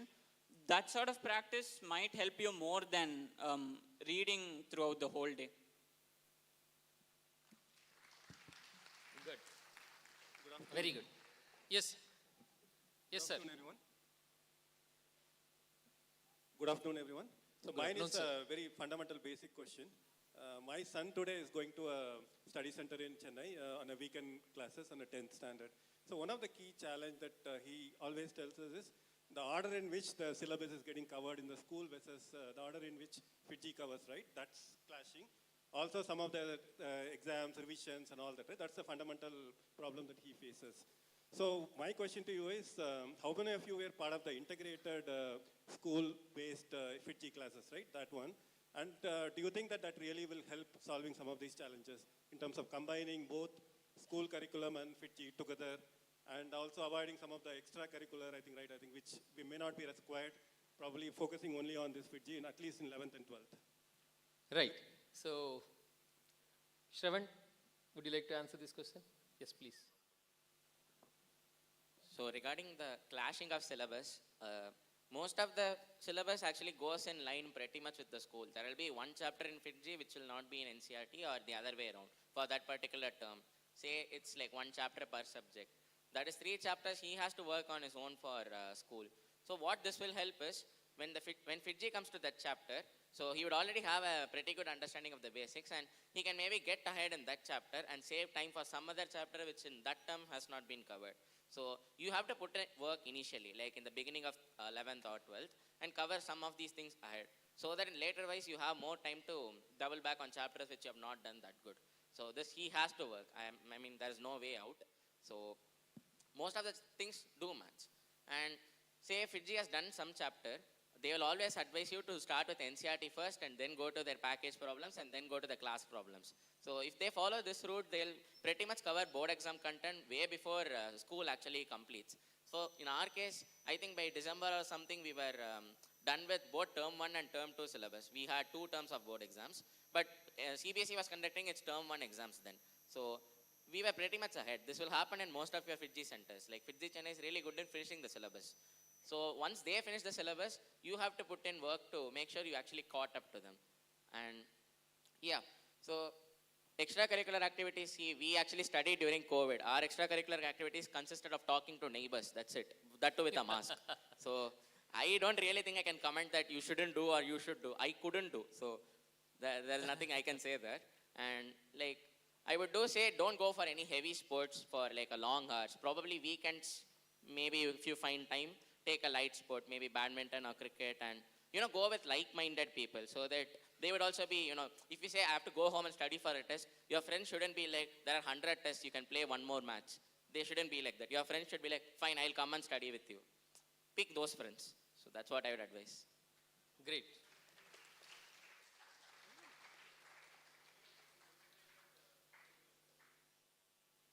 Mike, please.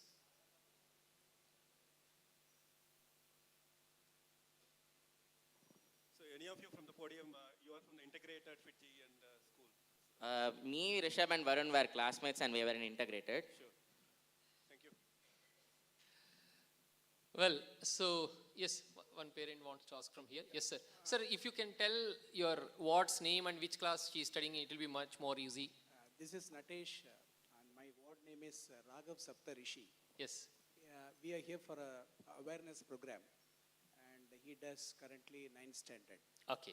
In CBSE curriculum. Yes, please. Congratulations to all the winners of both NEET and JEE. And thanks to you, Pawan, personally on giving awareness on whole new possibilities. Thank you. Before we came in here, we had huge confusions of IIT and JEE, the advanced level examinations. So thanks for giving a clarity on the whole gamut of things. So thank you. Thank you, sir. My question to the successful people here is that, one, when you were preparing for JEE, main or advanced, were there a situation you also planned for B? I mean, you are aiming at only IIT, or there used to be always a plan B, is one question. Number two is that, let's say that people are getting enrolled in FITG. Apart from the coaches or the, is there any mentorship program in which, like today we are having a program with the senior people, is there any mentor where constantly somebody will intervene with the people who are trying to crack the exams? Is there any such modules which you are having is what my question is. Thank you very much. Right. So I think Varun and then, so anyone of you, yeah, please. Yeah, so starting with the mentorship, whenever you need feedback, you can actually approach the faculties themselves. So the faculties are themselves very open to such questions. They will give very good guidance.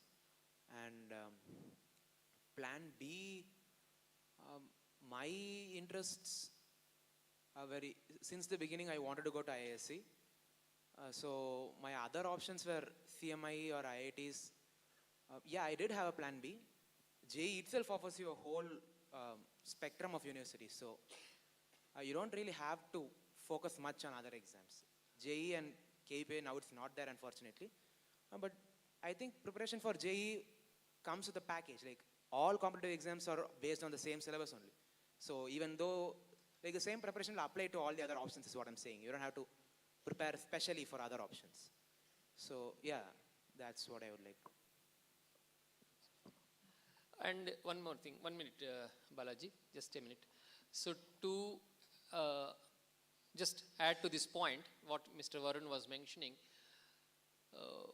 plan B or plan C, whatever you want to have, definitely we can have, but the one very important thing is, as he mentioned, the syllabus that you are preparing for JEE Mains or JEE Advance will give you an option to write at least 10 to 15 top level exams in the country. Syllabus is almost same. The difficulty level starts falling down. You are preparing for the topmost exam. Only thing what you need to do is, suppose for example, somebody wants to write BITSAT as a plan B or something like that. Syllabus is almost same. You just need to tune your mind, and 3 to 4 days of preparation is sufficient for that before the exam. So like that, there are many examinations which you can have. Somebody wants to take it up, and there are so many institutes which will offer the admission based on this mains rank itself. So therefore, it is all like a bundle or spectrum which comes. But since we are preparing for the topmost exam, we need not worry much about that. That's what. Yes, please, Balaji. So initially when I was set up with the motivation of going to IITs, and that's why I wanted to clear JEE. And so I spent time broadly exploring my field of interest. So I found myself particularly interested in maths and computer science, and that's where I wanted to pursue eventually in my college and my further studies. Because college is what sets up your life and shows who you will become in the future. It basically sets up your identity. So my identity was to be a researcher was destined to be a researcher in computer science. I liked research, I like computer science. And so initially I had the mindset of getting into IITs, which had a strong computer science. But then since the IISC established its B.Tech program, so it was like CS plus research, the top research institute. So that became my plan A. That bumped up from plan B to plan A, and IITs became my plan B. So yeah, I'm just saying that in the course of time, plans need not be fixed. Whatever you had in mind, whatever you had target in mind at one point need not be the same target at a different point of time in the future. So yeah, find what your passion is, find what you're interested in, and JEE Advance is basically the what? It'll basically guide you to wherever you want to be it IISc or IIT. Everything starts from JEE, so focus on the JEE preparation, and then you will get to pursue the field of interest of your dreams. Good. Good, Balaji. But before we move to the next question, can I ask Neeraj? Neeraj, you also add one line to this of plan B, because it's a doubt from many parents as well. They have written in the QR code reports also, from a NEET student, as a NEET aspirant, what was your option of plan B and all? Can you just throw some light on that? Yeah, so actually speaking, I didn't have a plan B, because I had only one option, because while JEE Advanced, as they have said, it offers a variety of options. NEET is like, okay, you get into a medical college or you don't. So my aim was very clear. I wanted to get into a reputed government medical college. That was pretty much it. My reason for not having a plan B was that I saw many examples of this also. If even if it's JEE, so if some person, some ex-student, he says, okay, I'm going to get this much rank in JEE Advanced, I wanted to get into this IIT, whatever it is. And he also thinks, okay, if somehow that unfortunately doesn't work out due to a variety of reasons, I have this plan B where I'll get into NIT using JEE Main or some other good engineering college. The thing here is, you should not get complacent, or any student for that matter should not get complacent. Okay, even if this doesn't work out, I still have that plan B.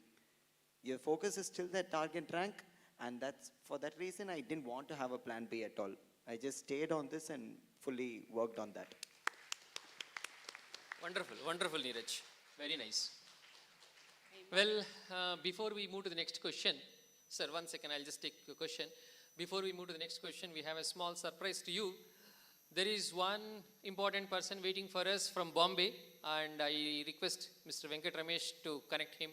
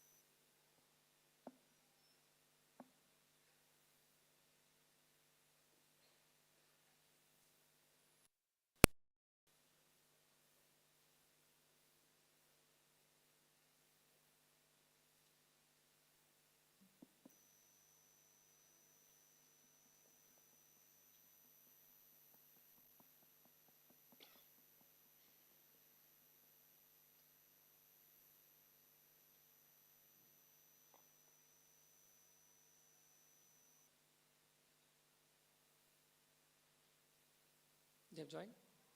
Yes, Anand, are you there?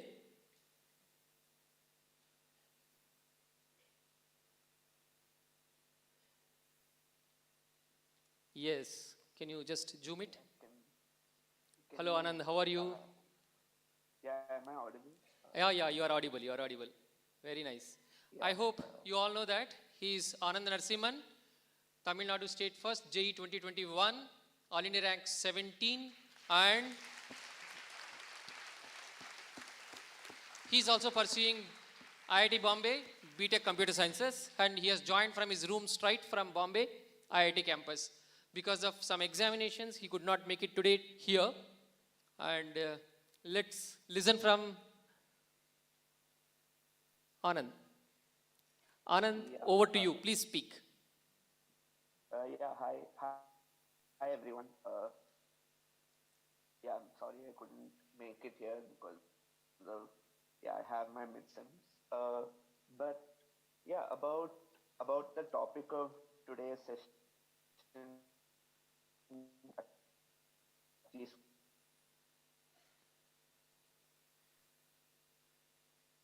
I think there's a poor internet connection, hostel Wi-Fi. So he must have come out.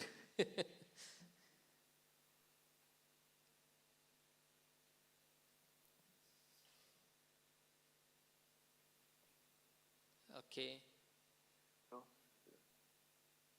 Otherwise, can you ask him to check somewhere other way, 2 minutes we'll. Am I audible? See, your voice is breaking. Okay. Is it fine now or?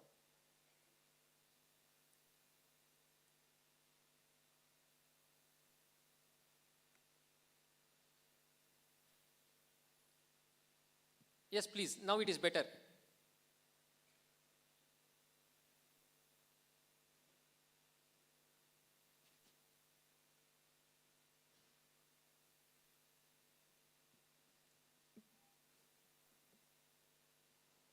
Okay, can we come back to you, Anand? Otherwise?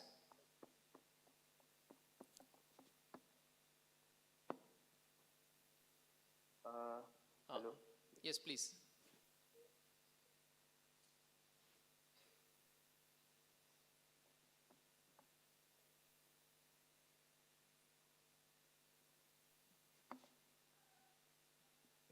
Okay, I think we can, Shubham sir, you can just call him and inform if any other are. Meanwhile, we can,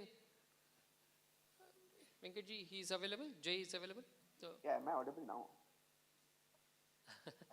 only that part is audible, that's all. I can hear you now. No. Pawan sir?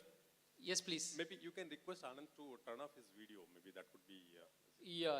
At least we can hear him. Anand, you can turn off your video and try. Yeah, am I audible now? Yeah. Okay. Yeah, sorry for that. Please speak. So the first point that I'll talk about is just how you shouldn't view these two things as completely separate, completely disjoint from each other. Preparation for boards and preparation for competitive exams, because, for example, in chemistry, the first thing that you have to do to prepare for boards as well as competitive exams is to completely read NCRT. So every single line, because JEE mains can ask any question from any part of NCRT, so it's your job to be completely thorough with it. And even for maths and physics, that's the base. So if you don't know your NCRT topics properly, that means you won't really have a foundation on which you can build up to solve more advanced questions. So I like to view these two things as going hand in hand. Yeah, so that's the main thing about boards versus advanced. And obviously there's the problem about writing subjective answers in boards and how you prepare for that versus you're thinking for advanced, and how you have to maximize your speed and not really care about the presentation of your work. So that area of boards does require some more time to be put on it, because just by training yourself towards JEE Advanced, you can't develop those skills. The skills of writing paragraph answers, of being concise to the point. Yeah. So those are things that you'll have to work on. Yeah. But conceptually, NCRT is a must for both of them, for boards and for JEE Advanced. Yeah. Okay. Not really sure what else to say, because the people on the stage are far more qualified to talk about it than me, and they probably already have. But yeah. Right, Anand, right. I think because of the poor connection, the voice is also not very clear. Right. Thank you, Anand. Thanks for joining. We'll meet some other time when you are here. Thanks for joining. Thank you. Thank you. Sorry for all the problems.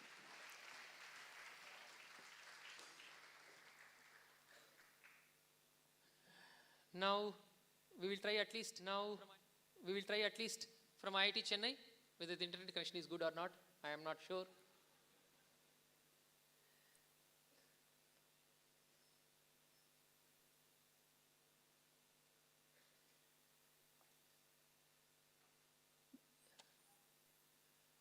Jai, are you there? Yes, sir. Yes, this is Jai Murerkar, 2020 Tamil Nadu State Topper from IIT Madras, who has secured All India rank 49. Jai, hope you are able to listen to us.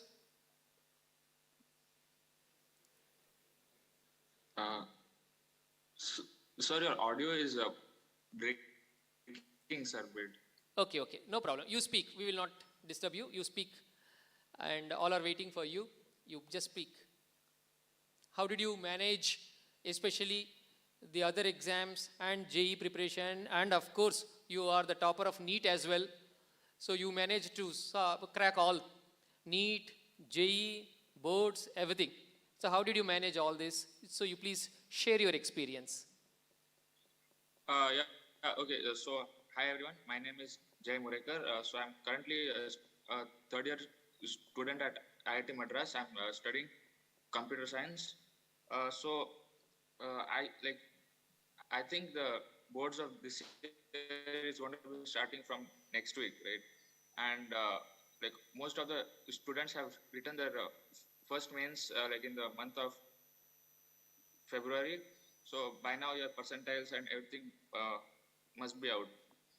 So like how I prepared and like what advice I want to give is basically like now you have too many exams and you're going to be having this doubt like how to prepare and like how much time should I devote for this exam.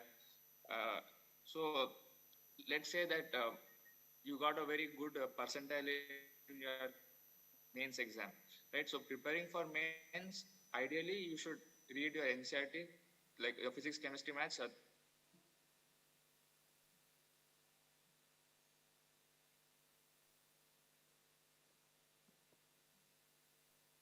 Thoroughly, right? So if you got a good physics, chemistry, and maths. So like let's say your board is 5 days from now. What you can do is like every day you can spend some 2-3 hours on boards, and on the last 1 or 2 days you can spend the entire day on it. So if you like the like 1 month time like during which your board exam happens, you can like utilize that time most of it to prepare for your JEE mains and your JEE advanced. So this advice is for people who have who have already read NCERT for your mains and have secured like a percentile which they are satisfied with. So secondly, for people who maybe for some reason they could not perform so well in mains or they did not read NCERT fully, right? So for those students, my advice is you study for your boards, you study, prepare very well for your boards, right? You read NCERT from first page to the last page, each line you read, because what happens is when you prepare for your boards, automatically like you can answer say 50% of the questions in any exam, right? Your mains or advanced is even though the level is more than your boards, at the end of the day the concepts are going to be based on what is given in NCERT, right? So like if you want to try for the second mains or you want to improve your percentile, preparing for boards and reading NCERT is a must. So second thing is like before your boards, like before each exam, 1 to 2 days you must like completely devote for your boards. But the like say the board is for 1 month, you should not stop your JEE preparation, right? You should keep continuing your JEE preparation, but maybe you can reduce the amount of time you prepare for your JEE. See, because what happens is like if you completely stop preparing for JEE when your boards are going on, and once your boards finish and then only you resume preparation for JEE, what happens is you will lose the momentum that you had until now, and that will affect your final rank that you get. So this is what I wanted to say. And like preparation for your board exam, you can also use like apart from NCERT, you can use this CBSE guides. Like it makes your preparation much easier. Like let's say you are confident in the subject, then you don't need to read like the entire book. You can just open the guide and look at the important question and answers, and then you can go to your board exam. So in my case, I did exactly that. Like I didn't spend too much time on boards because I knew that I had already read the content before, and as a result, I used that time to prepare for the competitive exams, right? But the final bottom line is, that as even Anand told, that preparation for JEE and preparation for board, they're not diametrically opposite, right? Like if you prepare for JEE, it will help you in your boards, and vice versa also. So don't take boards lightly, and also don't even just completely prepare for boards and not prepare for your JEE exam. Very good, very good. Thank you, Jay. Thank you. So, students, see, in front of you, JEE 2020 topper, 2021 topper, 2022 topper. 3 years, Tamil Nadu state toppers are telling you the same thing what you have to do. I don't think you require anything more. I think these are the most authentic people who can talk on this subject. Tamil Nadu, 3 years successively the state toppers from 2020, 2021 and 2022. Is it or not? So, I hope this message, you should take it very seriously. 2022 along with Rishabh, of course, some more toppers are also talking to you. So, Anand and Jay, thank you so much for joining us. And we will meet, because of the bandwidth and all, there was a little bit of disturbance. But however, it was very nice to see you both from your respective places. Thank you, and we will meet whenever you are here in Chennai. Thank you. So from all of us, a big applause to both of you. A big round of applause.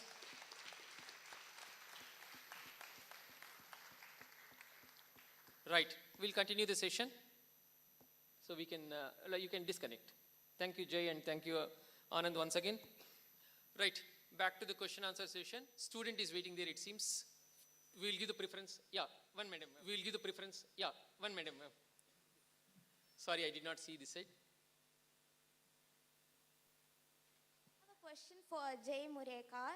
As you informed, you told that he cleared NEET as well. Yeah. So I would like to know how he managed to study bio and PCM. Okay. Jay, are you there still? Yes, sir. Yeah, you are able to listen to this question? Sir, so like I had biology as my subject in my CBSE. So I prepared for NEET. The only thing that you require for biology is to read NCERT, like A to Z, and each and every page, like what is there, you should know. There, you should know. And also for boards also, I used to read the NCERT book. So that's why I didn't find it difficult to prepare NEET biology, because there's only one book that you need to read, and it's going to be useful for it's the only book for your NEET exam and your boards also. Thank you. Thank you. Yes, sir.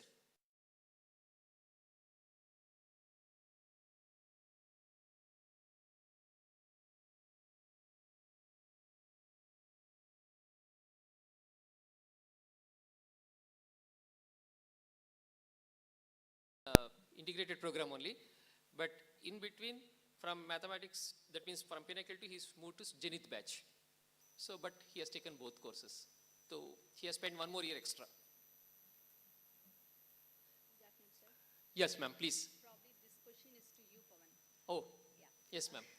See, 2023, the JEE results were out, right? 2022. 22, main results. 20 kids cleared, I mean like 100 percentile. 20 male students. Just I want to highlight male. The girls' participation is very less. Probably I want to understand what is the difficulty level when it comes to the girls cracking this JEE. As an institute, have you done any analysis, or is there anything historically even I have seen, JEE means always for the boys. Why not for girls? Even when it comes to the board exam, board results, always girls cracks, right? Why for JEE alone, boys? Good. Right, ma'am. I'll try to answer. Please. See, yes, to be honest, what ma'am said is a bit true only. Now, slowly, the girls have started taking JEE exam also seriously. Things will take some time, but it will definitely change. Thanks to government also, government has given some reservation for girls, because of which the number of students entering into these top colleges is increasing year by year. So there are a good number of students moving from even our own institute also, where we can directly see and all, the students are getting into. Top rank, yes, it will take some more time. Probably because of the competition and hard work that they have to put in, that's all. But I don't find any big difference, because there are some girls also who are doing exceptionally good. I can't say girl means she cannot work hard and all that. So you can just ask them also. There were good number of girls in their class also, and the batch one when they were studying. I'm sure each one of you in different batches, wherever you were there, girls were there good in number, and they are putting their effort. May not be into the top 100 percentile segment or whatever you are saying. It will take some time, but surely they will come. That's what I can say. And as far as analysis is concerned, there is nothing like that, because paper is common for everybody. Boys and girls will both face the same paper only. And it's only the matter of like pushing ourselves beyond that tough lines, hard lines and all. So there, I'm sure it will happen. In North India or otherwise even in Andhra Pradesh also, already girls have started coming into the top brackets, and Tamil Nadu will also catch up very soon, and 100% sure. Yes, next. I have a question for Varun Kailash.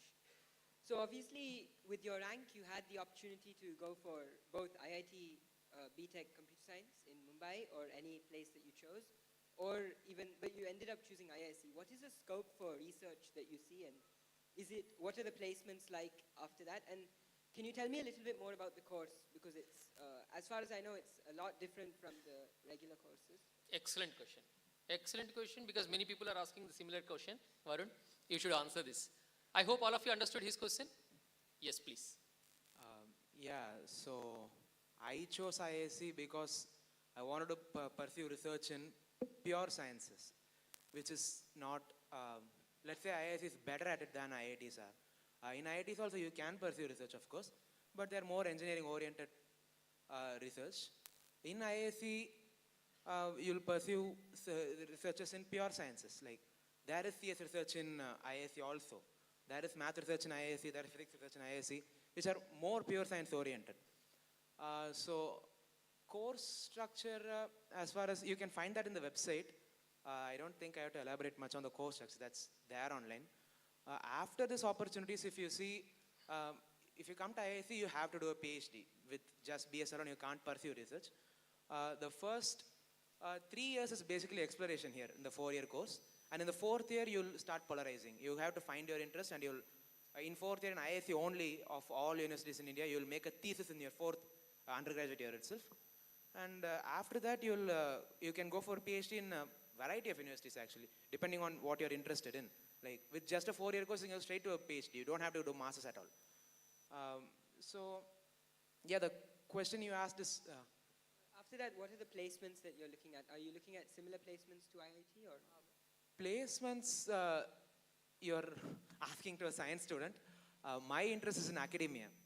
So I'm going to be a professor, let's say, doing research in a particular field. I don't really focus on the placements. Okay. But since you asked, let me say, if you look at the M.Tech placements, over all universities, including IITs, IISc has the best M.Tech CS placements. So if you want placements, yes, IISc does have it, but that is not what IISc is meant for. We do research there.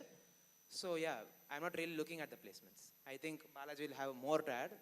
All right, that's very helpful. Also for Balaji, can you tell me the difference between the maths and computing course and the ones that they are studying in IIT? Like all of you can help me in that. Yes, particularly in maths and computing, there are two parts. It's basically maths and computing. In the maths, you have research in pure maths, like combinatorics, linear algebra, calculus. If you want to do research in maths and pursue theoretical maths, that is one field and that is one scope where you can become a professor or do a PhD in maths and postgrad in maths, a postdoc in maths. And there is another field of computing where you have systems, programming, machine learning, deep learning, all those. And research in those fields are very much modern and up to date. So very much in demand also in the job sector. And people are looking for those skills which are not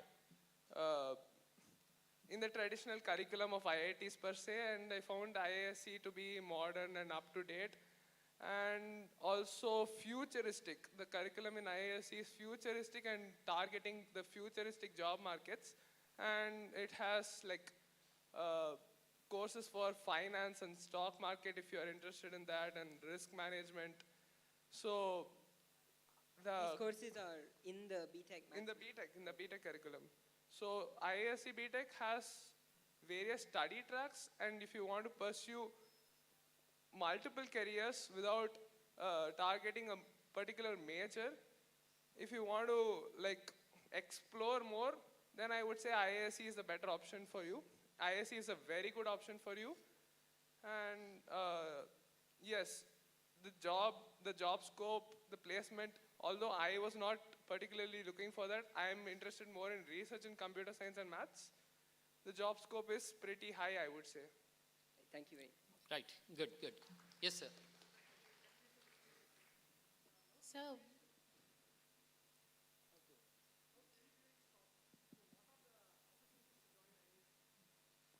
mean, we can go through NEET as well. JEE mains also we can go through. Yeah. I don't know, is there any replacement? No, only three. JEE Advanced, JEE Mains, NEET. Yeah, JEE Advanced, JEE Mains, NEET is there. As of now, that's it. Yeah, and I think there is some replacement kind of thing, like Inspire or something. Inspire is not Inspire through the- exam. Yeah, I mean, again, some other process.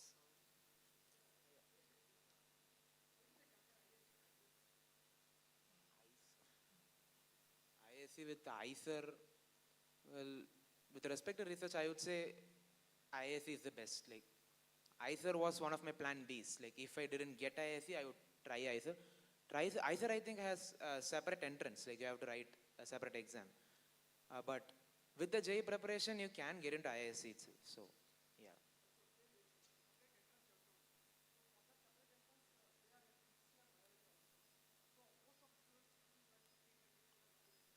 No, separate entrance, but the preparation is still the same.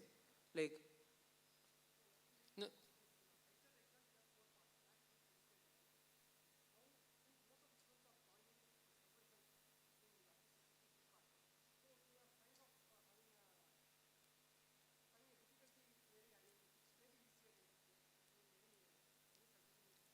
And I'll answer this question, sir. Probably Varun may not be able to answer this because, see, the maximum number of students who are studying here are mainly for IITs or NITs to get in. If one or two students, they want to pursue the courses along with biology, which normally it is tough to prepare 4 subjects. When 3 subjects is tough, 4th definitely it will be, I mean, you have to put more efforts and more this thing and all. We will help you out. There are some ways where we will help you out. But may not be having so many options, but with decent number of options we do have. So now again, it depends on the student and as well as the parent to take such a tough decision. Because already 3 subjects are heavily loaded. Now 4th you are adding, and whether the student is in a position to take it or not, all these things we have to evaluate. But the number of students who come for this or this kind of request will be very, very less. Every year, hardly we get 3 to 4. That's it. Thank you. He wants, like there are some other institutes called along with IISc, there are some other institutes, IISER, IIST and all. So if I want to write admission test for that, again I have to take biology also. So already PCM subjects, we are only teaching PCM subjects, so biology, how can I prepare and how can I take it in the exam? That was his doubt. Yes, sir.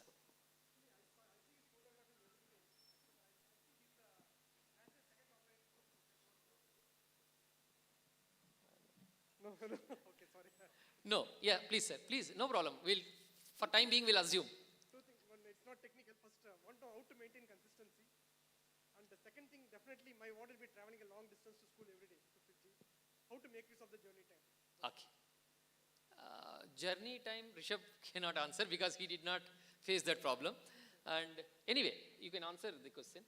You understood his question? Yeah, please. I understood. Journey time was not as huge as others, but definitely it was considerable. I think it was around 45 minutes on average. So I actually just listened to music on my phone as a break. So I know the stereotype is toppers study 25 hours a day, some study 30 hours a day. Somehow they use time machines and something. But you don't need to invest so much time. I think regular breaks are required. You need to re-energize yourself. And travel times might be high, but I think it's worth it even if it goes to 1 hour or something. But I don't think studying during travel is really required. Maybe if it's a really important exam and maybe if you have not managed time properly previously and you need to cover something, in those cases it's required. But I think the good thing in time management is you finish everything early beforehand so that you do not need to focus on studying during travel. And your second part was related to board exams, right? So for board exams, I think that the thing is for us half of it was objective. So I don't think your years will be similar to that.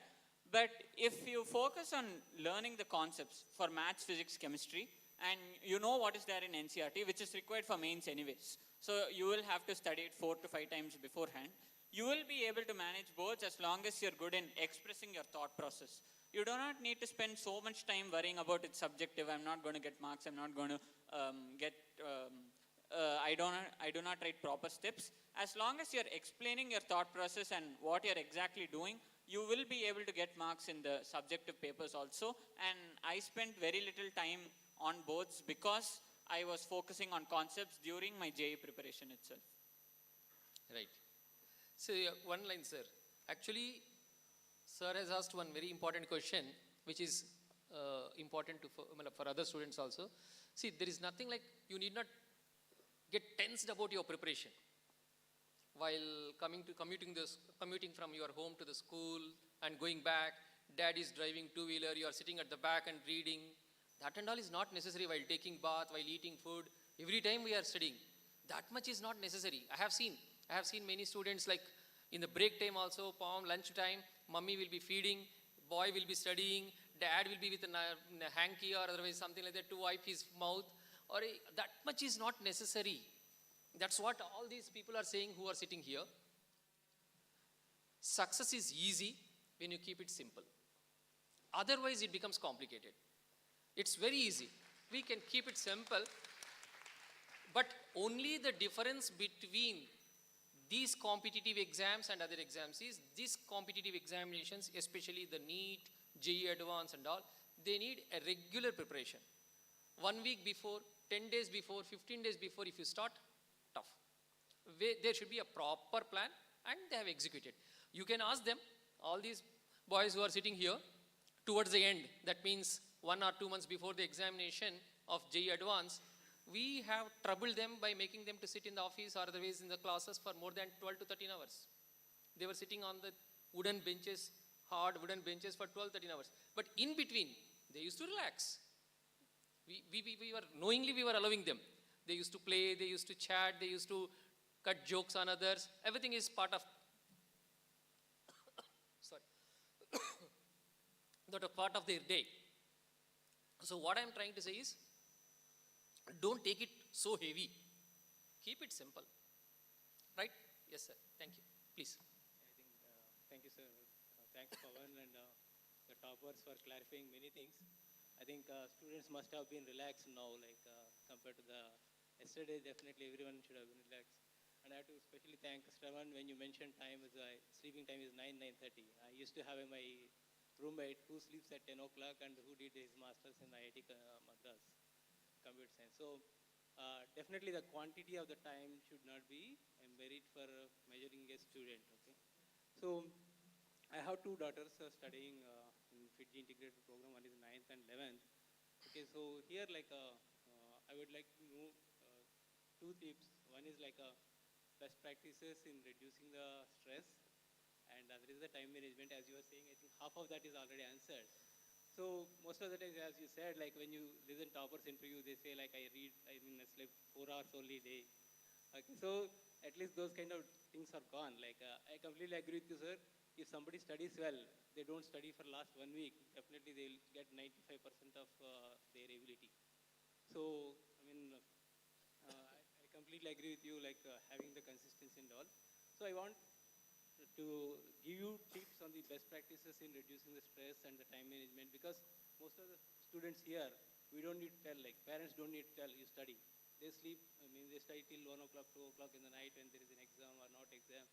They have all this. So if you can give any best practices, at least 2-3 tips in maintaining the stress, because it is difficult for any human being. Some days like we'll have stress. So Yes, sir. how the toppers have come out of that, and how do you manage this time? That will be help. Yes. Thank you. Hemasri, please. So yeah, for stress, I think you should have the minimum time for sleep. 7.5 hours is enough, and then there's no need for sleeping less, because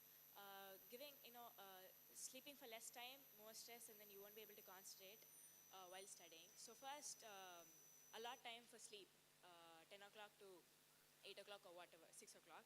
So allot that, and then have minimum time of 3 hours of studying is more than enough. After you come home. So first, after you allot the time for sleeping, now you declutter the subject. You work first on your weakness, and when you work on your weakness, you'll be able to see an improvement in your exams, and they'll give you more motivation to study further. So break things into smaller things, break it down. So you don't have to go like 6 hours of studying, learning. It won't be much of a use. Passive learning is not going to help in a long run. So try to do active learning. Like if you read the concept for 2 hours, then practice questions on that, discuss with your friends, and then test analysis will help you find where you're going wrong. So all that will, doing all this will, you can see the improvement in your exams, and that will encourage you to study more and be stress-free. Time management, yeah, break it down, allot some time, have a plan so that you'll know, even if you don't follow the plan, you'll know where you're wasting your time, what takes a lot more time than, maybe physics might take a lot more time and chemistry less. And then divide the subjects also into like organic chemistry, inorganic chemistry, and physical chemistry. See where you're lagging behind. Concentrate more on that, and doing these small changes every day. Don't, like tomorrow's Monday and everything is going to be ideal from then. Don't do that. Make smaller changes every day. Be 1% better than yesterday. That's more than enough. Make smaller changes, and then in the long run, after like 3 months or something, you'll be like way before than used to be. So yeah, do it. Take smaller steps. Don't. Everything will look big right now, but declutter stuff, and then plan stuff. Thank you, Hemasri. Good, nice tips, sir. 1 second, because many students or parents have posted few questions also, which are all in the same category. I'll read out. I think you got the answer on this. Vivardhan has posted that how to manage stress for students as well as parents. Okay, his question is this. Probably, I hope this is the case. And there are so many questions. How, if we do study for long hours each day and spend time on Sunday also for studying, what will happen to my mental strength or my mental health? Is the question from Akshat. I hope this is also something similar to that. 1 second. And Yes, there are so many questions because there are around 100 questions here, and out of that, 20 to 25 questions are falling almost into this category kind of thing, stress related. So because since we are running out of time also, I want, Neeraj, can you just give one more round of suggestion for this? Yes, please. So I think as Hemasri already mentioned, one of the major reasons for this stress is because of loss of sleep. Because I've seen many examples in my own batch. They all have this whole stereotypic thing that I should study till 3 a.m. in the morning, then again wake up at 6 and study again. No, that is not going to work. That in fact will become detrimental at a point of time. I rather say that what I used to do was I'll want to study till 11:30 or something, but then if 10 o'clock itself is sleepy, shut down the book and go to bed. Because there's no use studying in a sleepy mood, which happens most of the time. In the name of dedication, don't sacrifice your sleep and study because it will only affect you later. And another reason for stress is when you're setting targets, don't set by a large amount of time. Like when you come back from school by 5 or 6, we should not be thinking, the students should not think like, I should study for 5 hours now, only then I will be able to complete this much, physics, chemistry, biology, whatever. Do one part. If you're taking physics, first finish that. Take a break because your mind needs to reboot after all. The mind might be a big thing, but it's still not a machine to continuously keep working. So you need a break, take breaks, and you can do anything. The students can do anything in their breaks. Even I used to talk with my parents. I would study for 1 hour, then walk around, go back and study again. That's a method I used to follow. And for everyone, they had a different method of relieving the stress. Stress relieving is very important. And in fact, I'll say at a point of time, it's even more important than the studying itself. Because that is what is going to help you get the concepts right. Good. Thank you. Hello. Thank you, Neeraj. So I hope. I was the one who asked the question. Yeah, please. I want to add you want to add something? Yes. Yeah. Please. So from Monday to Saturday, we are asked to study for the whole day, go back home, study, do assignments, do questions, then give tests. So the faculty in our school, they suggest us to study for a long amount of time on Sundays. They've termed it as JEE day.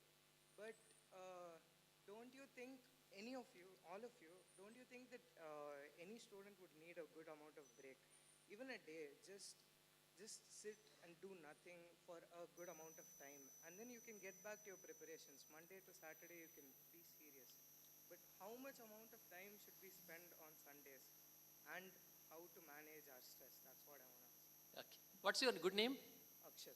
Akshay. Okay. So there are so many questions similar to this. Krishna is also asking, is it of standard 9? Krishna, standard 9 is asking, is it necessary to study without sleeping every day? How many hours of sleep is required per day? So he is also asking, on similar lines. So, yes, Varun? Yeah, as you said, we definitely need relaxation. I'll tell how I found stress outlets. Every day I allocate at least 1 hour to do some sort of physical activity. I just walk around or jog or do some exercise in my home. So that is one thing. And the other thing is, relaxation is just mixed into how we prepare, I guess. Like, we used to make jokes of J. Dilly and Peter Sykes while we learn. So it is not like, the preparation itself is kind of relaxing at times. And the friend circle that I had was very enthusiastic. If I start talking, I can talk about a lot of friends. But I will talk about one particular friend. Every day we used to have almost 2 papers. And between the papers, we have 1 hour of lunchtime. So I have a friend who is basically like a grandpa. He'll take snippets from his life. He'll break them down very neatly and narrate them in ways that will make me laugh to death. Like, I laughed like cry. That is how much he made me laugh, and he's sitting right here. So, yeah, relaxation was with the preparation. It is not like you have to allocate some time for it. So, yeah, try to think along those lines. Yeah. Can we do any sports while preparing for JEE or any other? Me particularly, I didn't do any sports. Like, I played chess online, but nothing else. I personally was not a sports person. On a lighter note, Varun used to sleep off for exams if he didn't get enough sleep. So don't do that, but he did that for 1 or 2 exams. But do you think we can manage any other outdoor activities like probably swimming or football along with studies? Like I said earlier, we couldn't actually do any of those things. But yeah, I won't say take something really heavy like swimming. I think swimming is the heaviest exercise you can take. Don't take something that heavy. Just get your batch of friends and go play badminton or cricket or football. Wind it up quickly and, be refreshed after that. Like, don't keep on playing for the sake of playing. That's all I'd say. Okay, thank you. Good. Yes.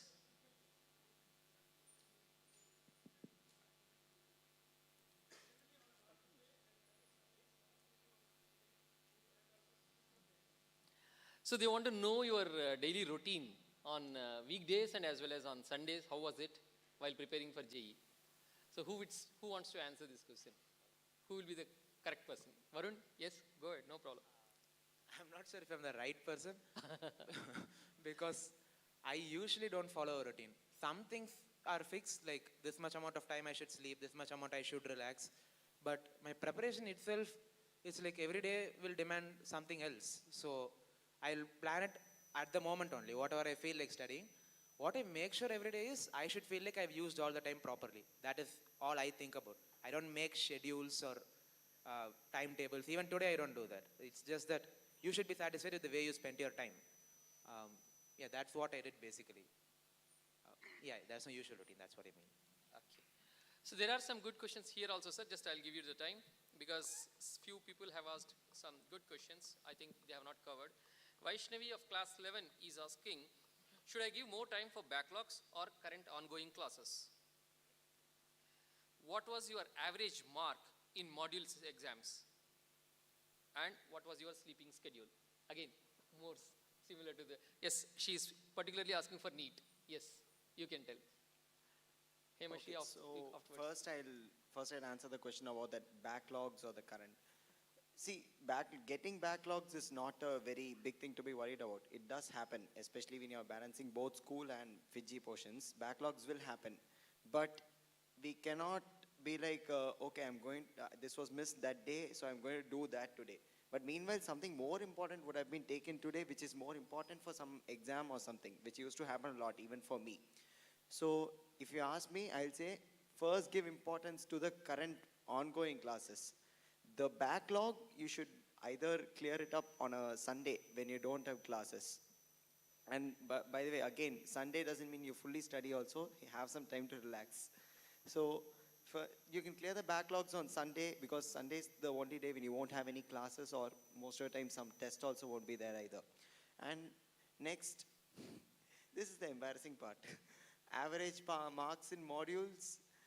Yeah, let's just say it was very up and down. My graph was very inconsistent. Sometimes out of 720, they always keep it. So sometimes I used to get 600, sometimes it would go to 500. One test I remember even got 450. Because it happens. It was bad luck and also a combination of the test was unprecedentedly tough and that sort of things happened. But again, like I said, don't get worried about the marks at all because whatever marks you're getting in the modules or whatever mock test Fiji is holding, it doesn't mean you're going to get the same in NEET because the difficulty levels are a lot different. And also about the marks again, I believe the question should more be about how I took the phase of these marks. Just analyze the test. Don't look at the number. Oh my God, I got only this much. What will I do now? My whole life is gone. I've seen many students going like that. Even I went like that for quite a bit before I changed. Don't worry about the marks. Only analyze your mistakes and go for the weak portions and study again. And then attempt the next test. I found improvement in doing that. Excellent answer. Excellent. That's very important. See, all of you, please note these words. Very, very important. Do not worry too much about the marks. Preparation is important. That has to go. Right? And I think this student is from maybe Fiji Global School, I believe. And she wants that the inputs from Hemasri Akka. Hemasri Akka, please answer this question. So same question. Okay. What was your average mark in module exams? And do I give backlog more time? Okay, so for backlogs, I think the best way is test analysis. You'll mostly be having cumulative exams. Like, I don't know the names right now. When I was there, we had metamorphosis or FMTE, like that. So you'll mostly be having cumulative exams. So if you're there in phase 3 and you're not completely confident about phase 1, there'll be questions from phase 1 there, but more importance will be given for phase 3 if you're doing it right now. So try to do the test analysis for those questions from the previous phases. And it's not only, when you're doing test analysis, not only about reading the question, okay, this is the answer, you leave it right there. No. If you're confident, if it was a silly mistake, maybe okay, you read the question, okay, I was not concentrating during the exam, you leave it right there. But if you're not sure about the concept, you go back to your notes and then give a read to it, just a small read, and then okay, if your concept is clear, then try to memorize those stuff. And yeah, that's how I covered my backlogs, because yeah, my phase 1 and 2 I was not that confident about it. So test analysis helped me a lot there. And then like Neeraj said, Sundays you could fit in stuff there too. Or else like weekly 3 days. It's not like you give a lot of time for it. Just even 1 hour a day for something you're not confident about. Just give a small read. Your notes, maybe not textbooks, your notes or formulas, you keep in touch with it. And if like Diwali vacations or Pongal vacations like that, if you have 3 days, you can concentrate more on it, because your current portions, you won't be having that much problem, because that is your main focus right now. And my exam results, it actually varied for me too. Like starting I did well, because in 11th we had offline classes, but then in 12th online classes, I kind of didn't manage stuff there properly, so marks went down till 450 also. But you shouldn't get discouraged with that. After I write the exam marks, you'll get the marks right and then and there, right? So try, you'll be really depressed and all that, I get it. But that's where discipline also comes into play. Even if you are not feeling like you want to do the test analysis, after the test is over, try to do your test analysis then and there. Yeah, you won't be motivated after seeing your marks, but it's okay, you have to do your stuff. And maybe after writing an exam and you're not feeling well, try to go more towards what you feel stress relieving things, like going outdoors, doing stuff, or talking to your parents, or even watching videos or something, whatever you're comfortable with.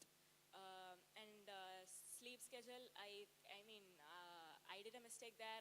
I was more about sleeping at 3 o'clock, waking up at 9, 6 hours of sleep, then only I'll be able to study, then only I'll deserve this much, then only I'll get this much marks. It's really stupid. Yeah, so get 7.5 hours of sleep. You study for the rest 16 hours also, it won't help you that much. Get your sleep and then take naps in between 20 minutes then and there. Don't take naps more than 20 minutes. That's not advisable. Yeah, so sleep, even if you're studying for 5 hours.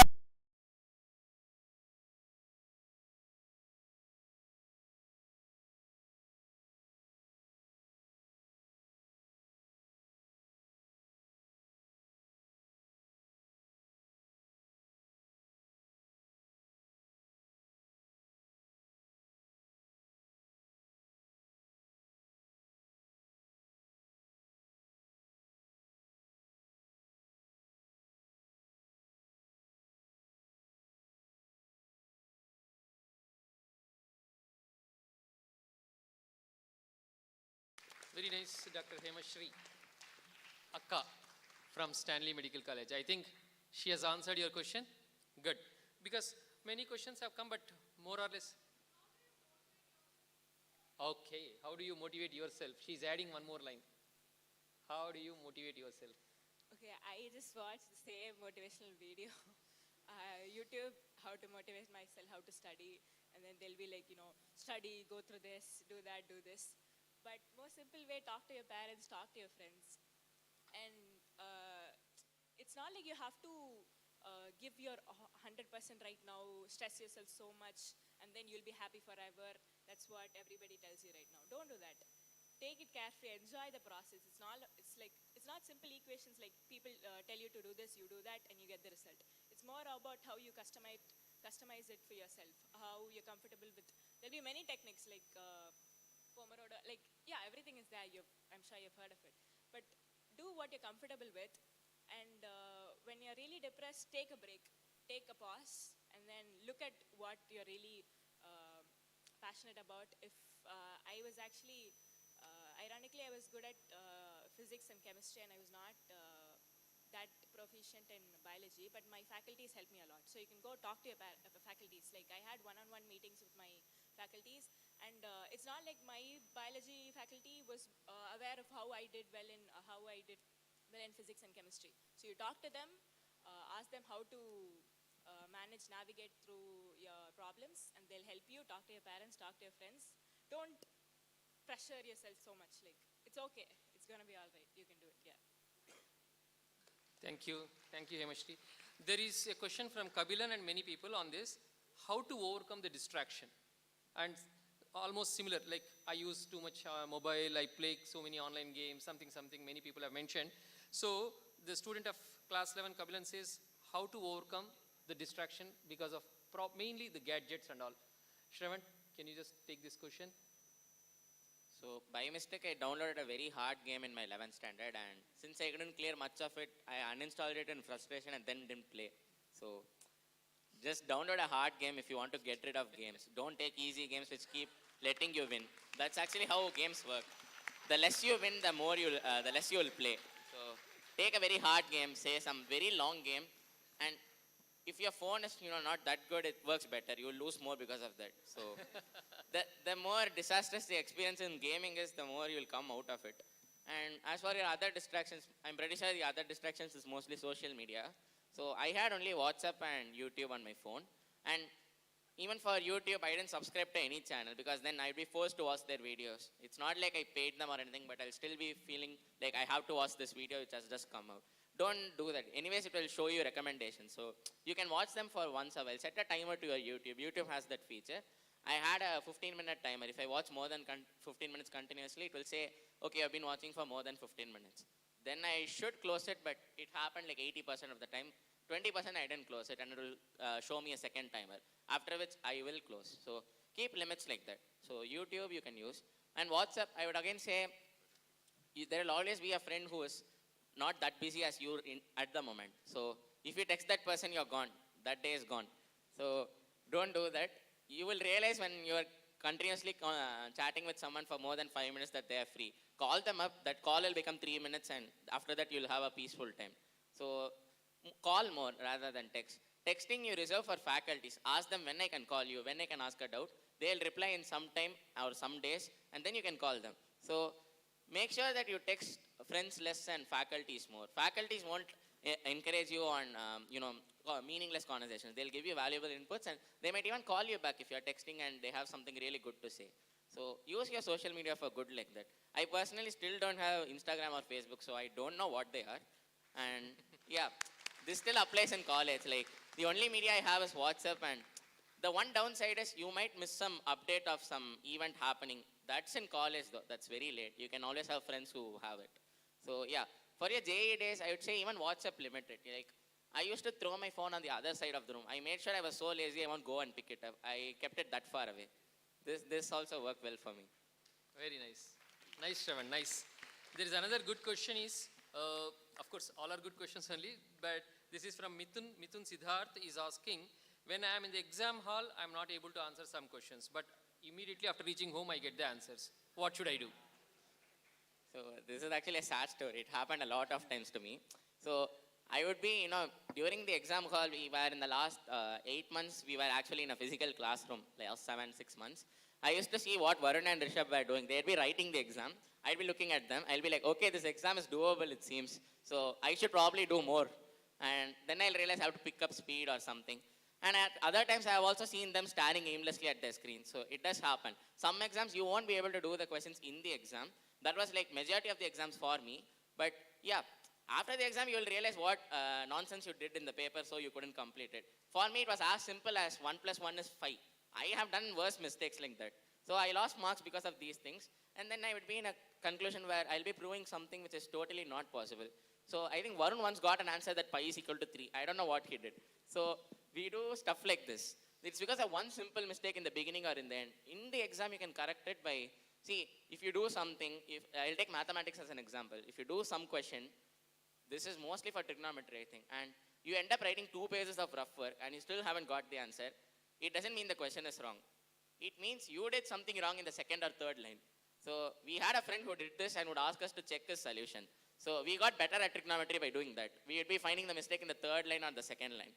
So just I would say go back a lot of steps or a few steps and check where you went wrong. Don't keep pushing that question aimlessly. You might spend more time on one question than on the entire paper. This does happen. So after the exam you're getting the answers, that's good. If you still don't get the answers, you have to actually work harder.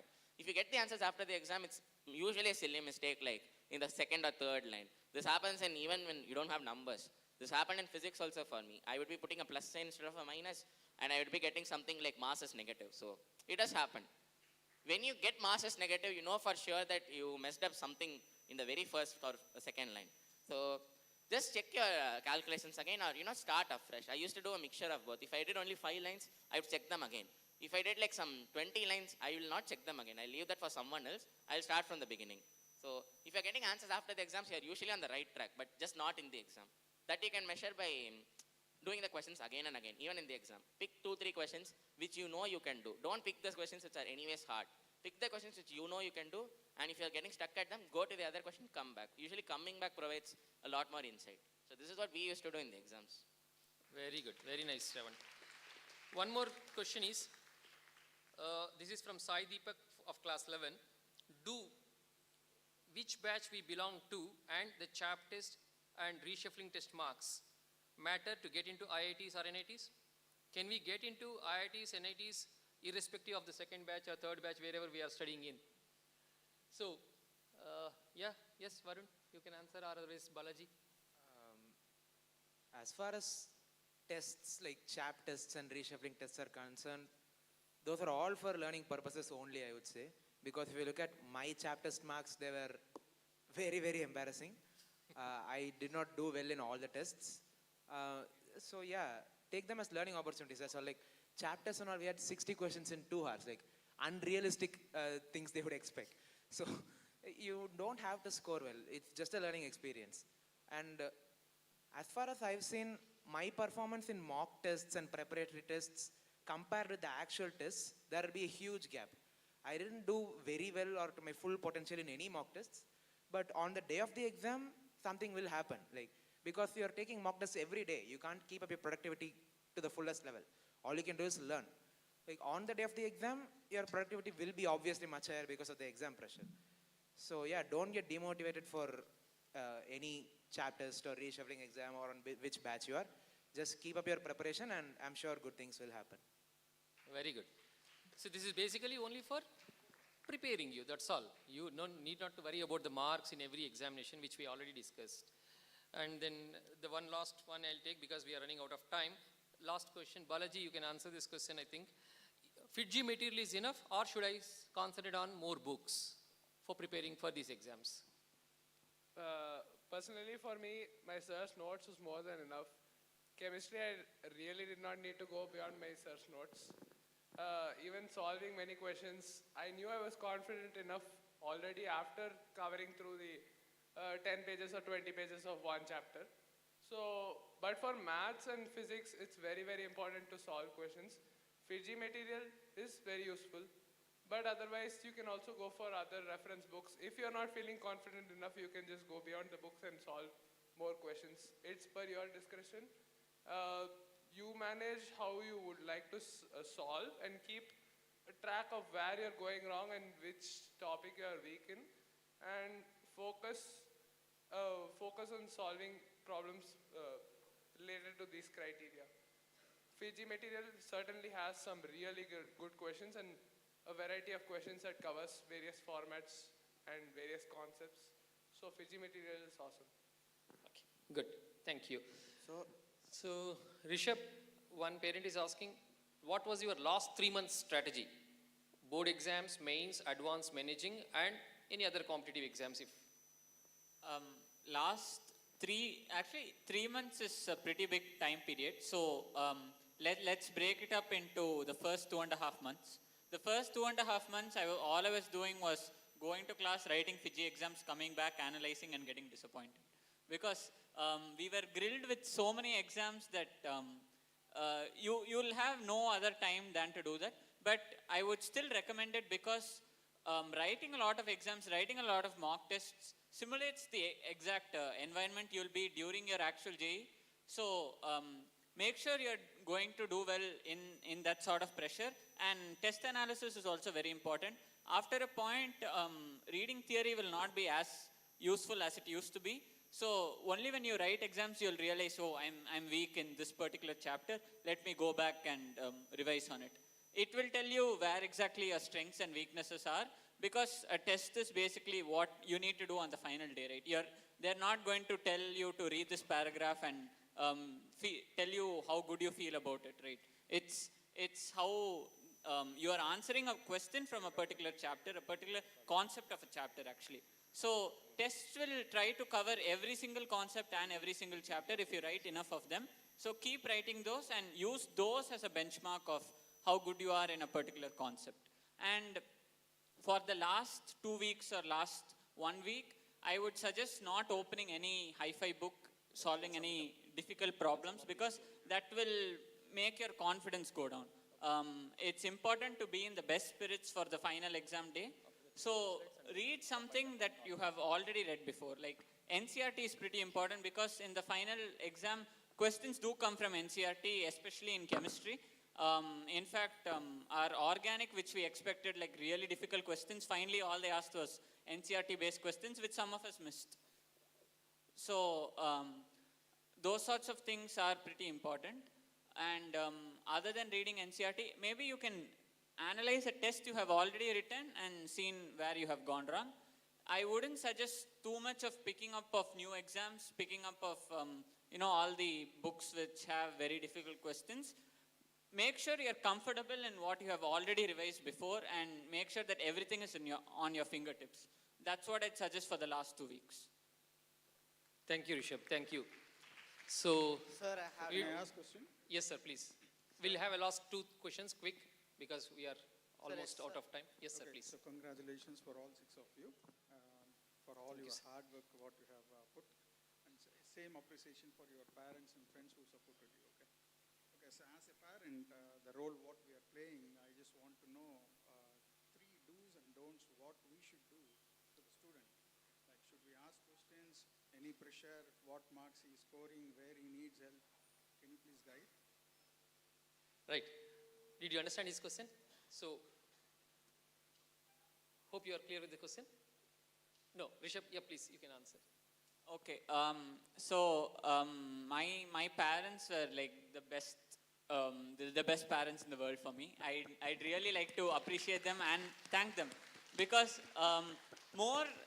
they were basically a partner in my preparation. They were a friend, they were a mentor, they were a teacher, they were everything. So when it comes to the do's and don'ts, I would say to parents, more than advising them what to do, listen to them. Listen to what are their struggles, what they are happy about, like celebrate their successes and help them feel better when they are disappointed with themselves. Because I think that kids these days, I have to give credit to them. They are mature and they have more stress than the parents themselves. So make sure that you are with their ups and downs. Make sure you are a part of their life, and help. Just support them and be a friend.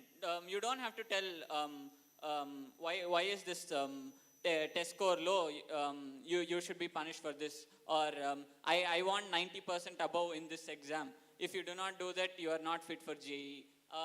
Those sorts of generalizations and judging them by the numbers of their exams, I don't think that's really required. Just help them, and they will bring their concerns towards you if you are friendly enough, and you can address those things separately rather than trying to see where they are. And I think maturity is also something that's very important. Just make sure that your children are judging themselves realistically. Don't maybe some people are overconfident, some are underconfident. You'll be a very good judge of that and make sure that they are on the right track as a whole. Wonderful, wonderful answer. So, yes, one boy is waiting for a very long time. Please, you tell your name and the center from where you are coming from. Sir, Yonesh, I am from Chennai Center, CPS. Please. Sir, yes, sir, like we have so many problems in assignment package. They give some like they give a concept like, for example, speed is equal to distance by time, those things. And in the assignments, they ask us problems like a boy throws a ball, what's the speed at the last second? Like, how do you tune your mind into solving those conceptual questions? I know like it has the same formula, the same way, but we need some extra things to get the answer. How do you tune your mind to do those problems? Okay. How do you, yes, please. Okay, so this one, actually that's a very good question. It has been sort of covered, but also an important thing that needs to be realized. That point which he has said, that how does your mind realize that this formula is needed? That doesn't come by reading theory again and again, whatever book it might be, NCERT, formula book, whatever prep book it is. It doesn't come only by reading, it comes only by practicing questions. Because when you first practice the basic questions, your faculty will be able to help you. He will tell you, okay, for example, this one, physics means this question involves kinematics equation, v square by z square, blah, blah, blah. Or this formula will come in this question. And at a point of time, as you keep on practicing questions, you yourself will learn to understand, or more like your mind will learn to understand what formula is needed for what question. Granted, there are some difficult questions where you won't know what formula to use, you'll be completely clueless. I faced that before. So that comes along with practicing questions, and if any help is needed, again, like I said, you can always go to faculty because they're there anytime to help you. So yeah, that's pretty much it. Good. Thank you, Neeraj. Thank you. Yes, ma'am. Last question. Yes. So please. my sons are studying in 9th integrated program with Nagarajan Vidya Mandir. So it has been a truly rewarding experience for them and for us as well. Thank you. We were very skeptical when they started with the program because they were two. But I want to thank all the Fiji faculty and like they are just enjoying. I mean, whatever be the results, but they are enjoying the process.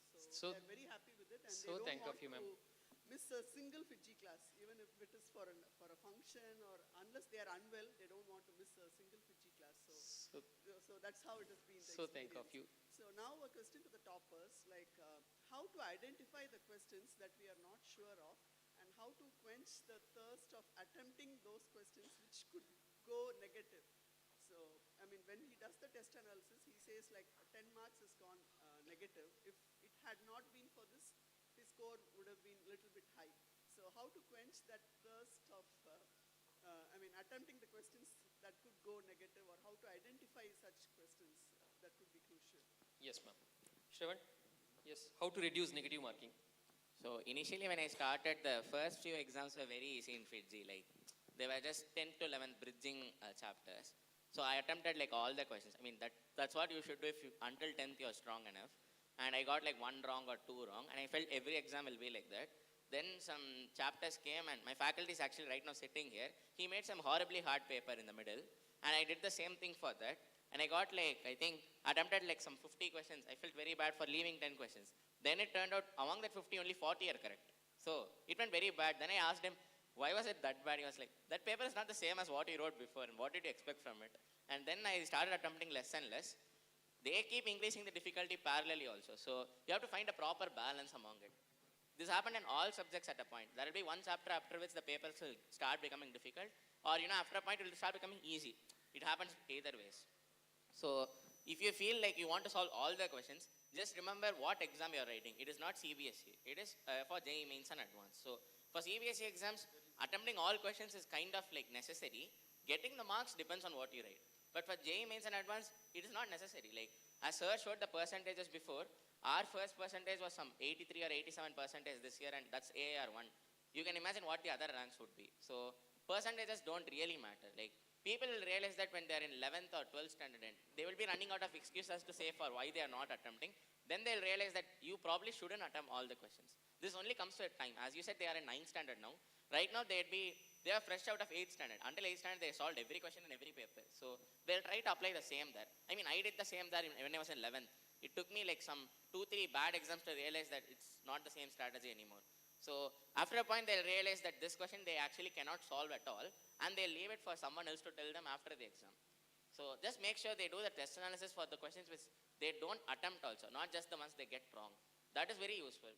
We have entire exams where the test analysis was longer than the exam we wrote, because the test analysis took like 6 hours or 7 hours. That was with 4 people working on it together. So if you do it individually, like without asking anyone, to take maybe 4 days or 5 days. So exams will become as tough as that as the course goes on. When they come to 12th standard, they'll be like, I attempted 50% of the paper. That's actually decent. It will become like that at that point. So just give them time. They'll understand it on their own. Thank you so much. Thank you. Thank you. I'm so sorry because so many questions are there. So one question. Yeah, please. The girl is asking for the first time, I believe. Yeah, please.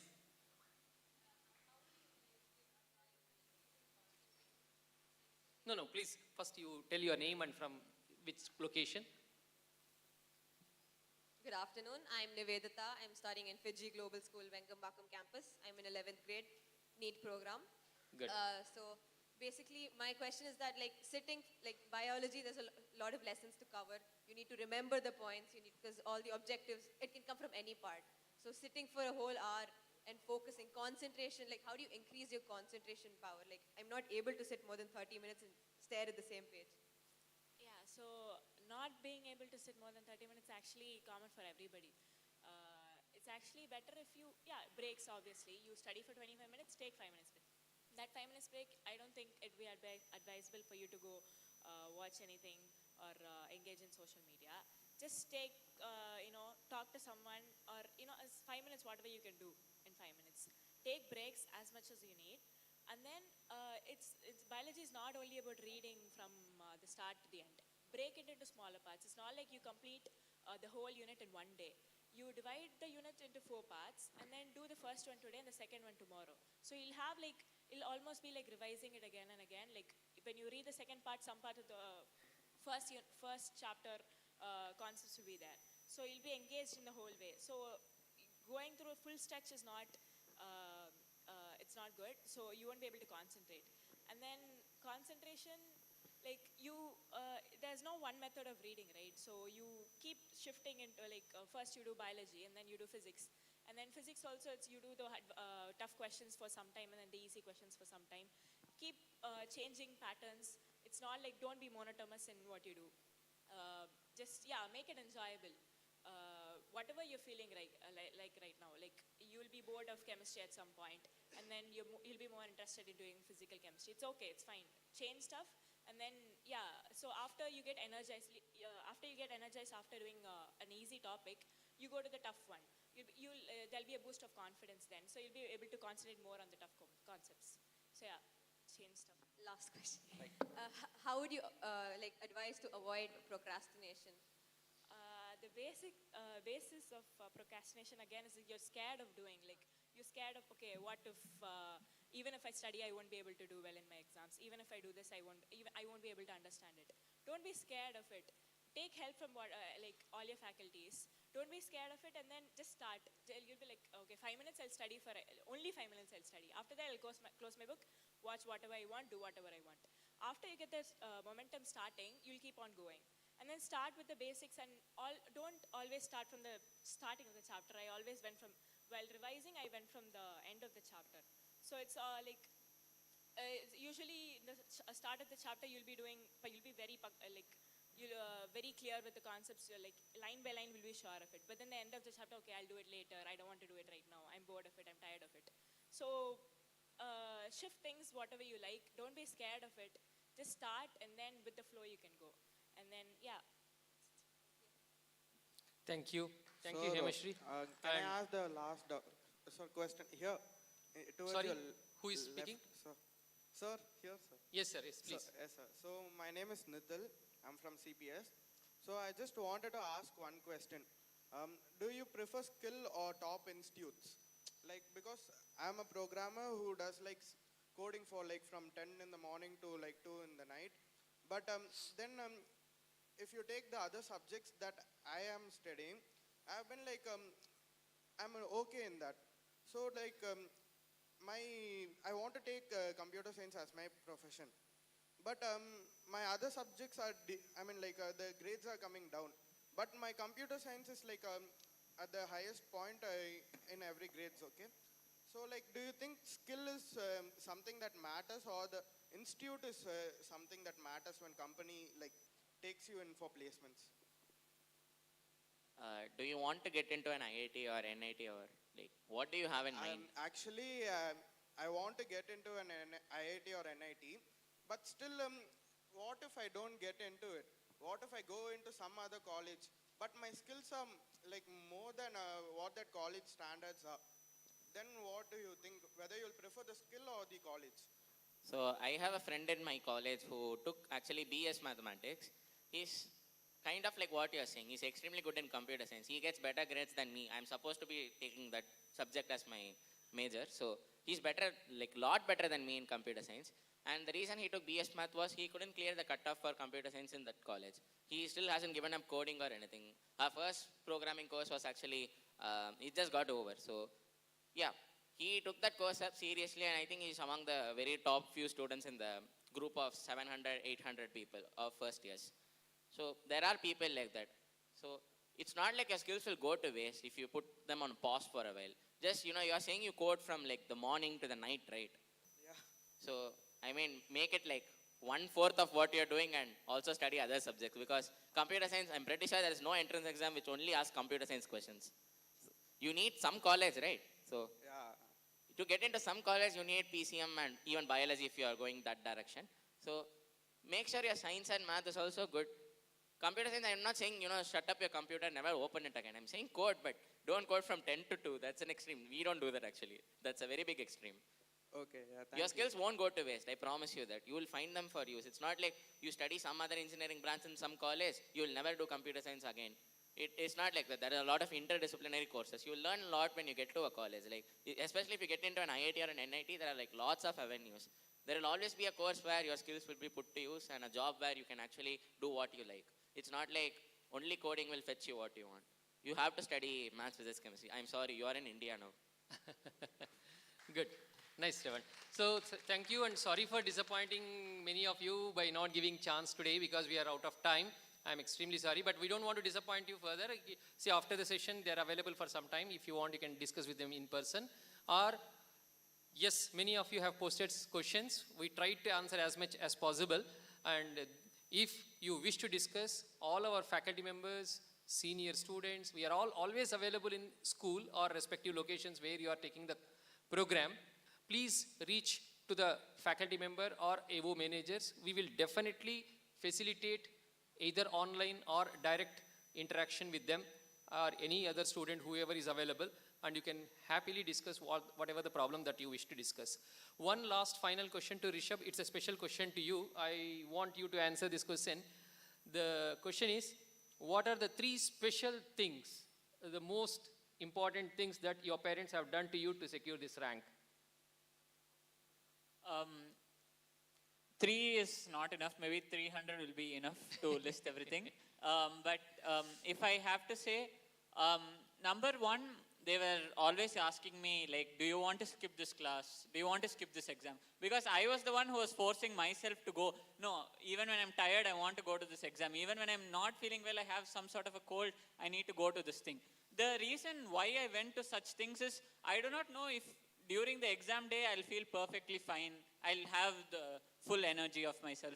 So the fact that they were recognizing that I was stressing myself in XYZ exam, XYZ tests, that was very helpful, because I do need to balance, right? I can't go too much, but at the same time, I can't miss every single exam. So the fact that they were making sure that I was not overworking myself, hats off to them. Then another thing is, every day I used to play badminton in the terrace with them. That was a good break, because during COVID we didn't have places to go to. Everything was closed. So the fact that I could just go to the top of my terrace in my apartment and play badminton with them, that was great physical activity and a good break for me. The last thing I would say is, the fact that they didn't, they basically made me live in a 5-star hotel at home. I did not need to wash the dishes. I did not need to clean the room. I did not need to fold the clothes. See, these are things that I wished I was able to do at home, because I am a part of the house. I need to contribute in taking care of it. But the fact is that since I spent all my time in JA preparation, I should have been able to manage both, but I didn't. They let me live in a hotel. They just serve me food. They let me sleep. They did not let me do any of the chores, and they arranged transport for me to get to my classes. They took care of all these sorts of things. I'm very thankful for them, and I don't know if I deserve it, but I'm here right now today, so I do not know how to thank them, and I wish them all the best. Wonderful, wonderful answer. So that is the major learning for all of us. So many parents were asking what we should do so that my child can get into IIT or NEET or whatever it is. So simple, we need not do any extraordinary things, but ordinary things with extraordinary commitment. If we do, that's more than sufficient. So Rishabh has shared the major 3 points from where he got a lot of benefit from the parents and all. I'm sure many parents will be doing that. Now, as a student, it is your responsibility also. I hope you understood the maturity of his speaking and the intent inside the statements, every statement. So that's very important. So to sum up, what is finally required to crack these exams after listening to these wonderful people here for 2.5 hours continuously, they are talking to us. So consistent efforts. Next, a motivated mindset throughout. Not like 1 month before, 2 months before. Right from the day one, then yes, hard work is definitely required. We don't want to lie on that, definitely. So, you please implement your plans, small plans, no need to make a big plan, as Varun was also saying that, make a plan, simple plan and execute it, that's it. Dedication to achieve the target in every mock exam, but not comparing with anybody in the marks or whatever it is. You just, are you improving or not? Are you doing best based on your preparation or not? And the last but not the least is patience and understanding the reality and working on it. This is the summary of the today's session mainly. If you achieve or if you follow this, success is definitely yours. But definitely what is not required is luck. Many of you say that I don't have luck, so that's not at all. Then irregular study hours, many of you are asking. Working till late nights, not at all advisable. Irregular sleeping hours and food habits, it's very important thing, right? So not only no Instagram, no Facebook, no Swiggy, no Zomato also for some time. That's very important. Please eat your mom's food. Unable to implement the plans. We make good plan, but fail to execute. That's the major thing. So that's it from my side. But before I wind up, one important thing, we have with us our Center Director, Mr. Ankur Jain, and I request Mr. Ankur Jain to come onto the stage and say a few words so that we definitely get a lot of benefit and inputs. He himself is an IITian and of course running the center very successfully for the last 20 years. So I request Professor Ankur Jain to come and say a few words.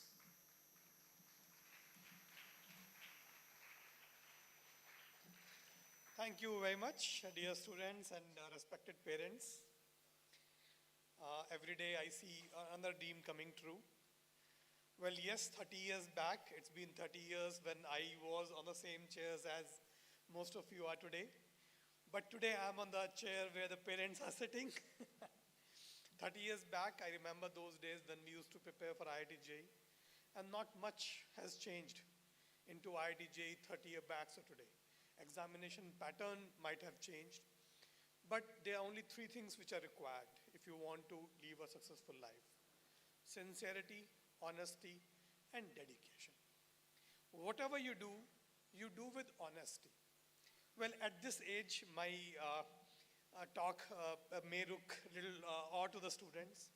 But the parents would understand that whatever we are getting today, it is a good karma or a good work which God is rewarding. God is always rewarding if you are honest and sincere. So whoever is doing good work, sincere and honest work in the life, it is not that the public would reward, IIT would reward, or the life would reward. It's the God which is going to reward. We have this belief with which we always do whatever we do honestly, sincerely, and with dedication. When we were on the students' chair, we studied, we didn't bother much. I remember 10 days before the examination, I started vomiting, stomach disturbed. My elder sister is a doctor. She gave me some medicine, and the medicines were sedative, and I take up the book and fall asleep. So it was a tough experience. So another learning, parents, Pawan sir just now said no Swiggy, Zomato, because this is very common. When the examination approach, JEE Main for this year is already over and board exams are about to start. Make sure that you take holistic, good food so that you don't fall sick. Because falling sick is something which is not in your hand, and if you fall sick, all your hard work for years, what you have done, would go into spoil. And last experience, I remember my mathematics examination in IIT JEE. There were 13 questions at that time. The paper used to be lengthy. You would say 13 questions and lengthy. Yeah, because that used to be subjective long examinations those time. Now the examination is kind of an objective one. So I tried, all the questions 13, and I could not solve even one. And my hands were shivering, and I was full sweating that not even one question I could do. I would clear the examination. But then, yes, I prayed God, closed the eyes, did some meditation which helped. And then I tried doing questions again, and I was able to crack 7 out of them. As a result, I got a decent rank and got admission into IIT Delhi.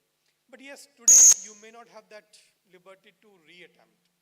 Today, because the questions are objective, and if you scan the entire question paper, then the methodologies of preparation have changed. But remember, sincerity, honesty, and dedication. These 3 things you pursue, keep working hard. Life will be with you, God will be with you, and you would do good. I do not remember any friend of mine, at that time those who were preparing with us, those who did sincere efforts. There were some who could not make it to IIT, but they're doing very well in life today. All my friends and my colleagues, those who prepared with us, those who did sincere and honest efforts, they all are very successful today. And recently we celebrated our 25 years reunion in IIT, and we found that, everybody is doing good. Somehow, everybody surrounded with us with good habits, good sincerity and dedication. So students, to all of you, good luck. And I'm sure next year when we'll have this session, many of you would be sitting here, and then you would be answering the question of your juniors. And I'm sure Rishabh and you would have attended similar sessions with your seniors too. So my best wishes to all of you. Thank you very much.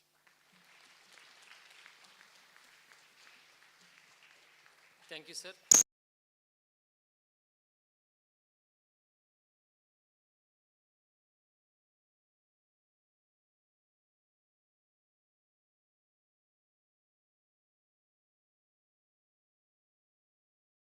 Who have come all the way from IISC Bangalore, IIT Bombay, and then Stanley Medical College. So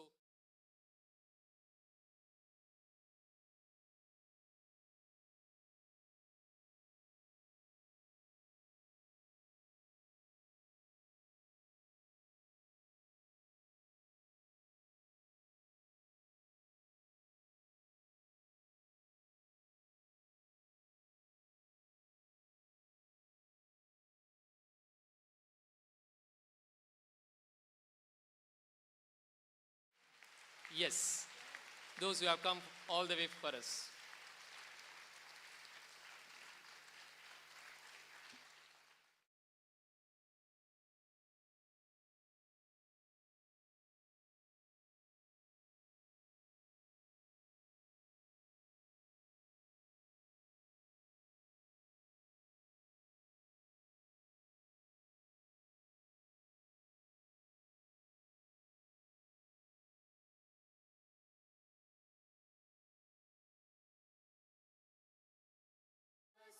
Gujarat Maratha Dravid Utkal बंगा विंध्य हिमाचल यमुना गंगा उच्चल जलधि तरंगा तव शुभ नामे जागे तव शुभ आशीष मांगे गाहे तव जय गाथा जन गण मंगलदायक जय हे भारत भाग्य विधाता जय हे जय हे जय हे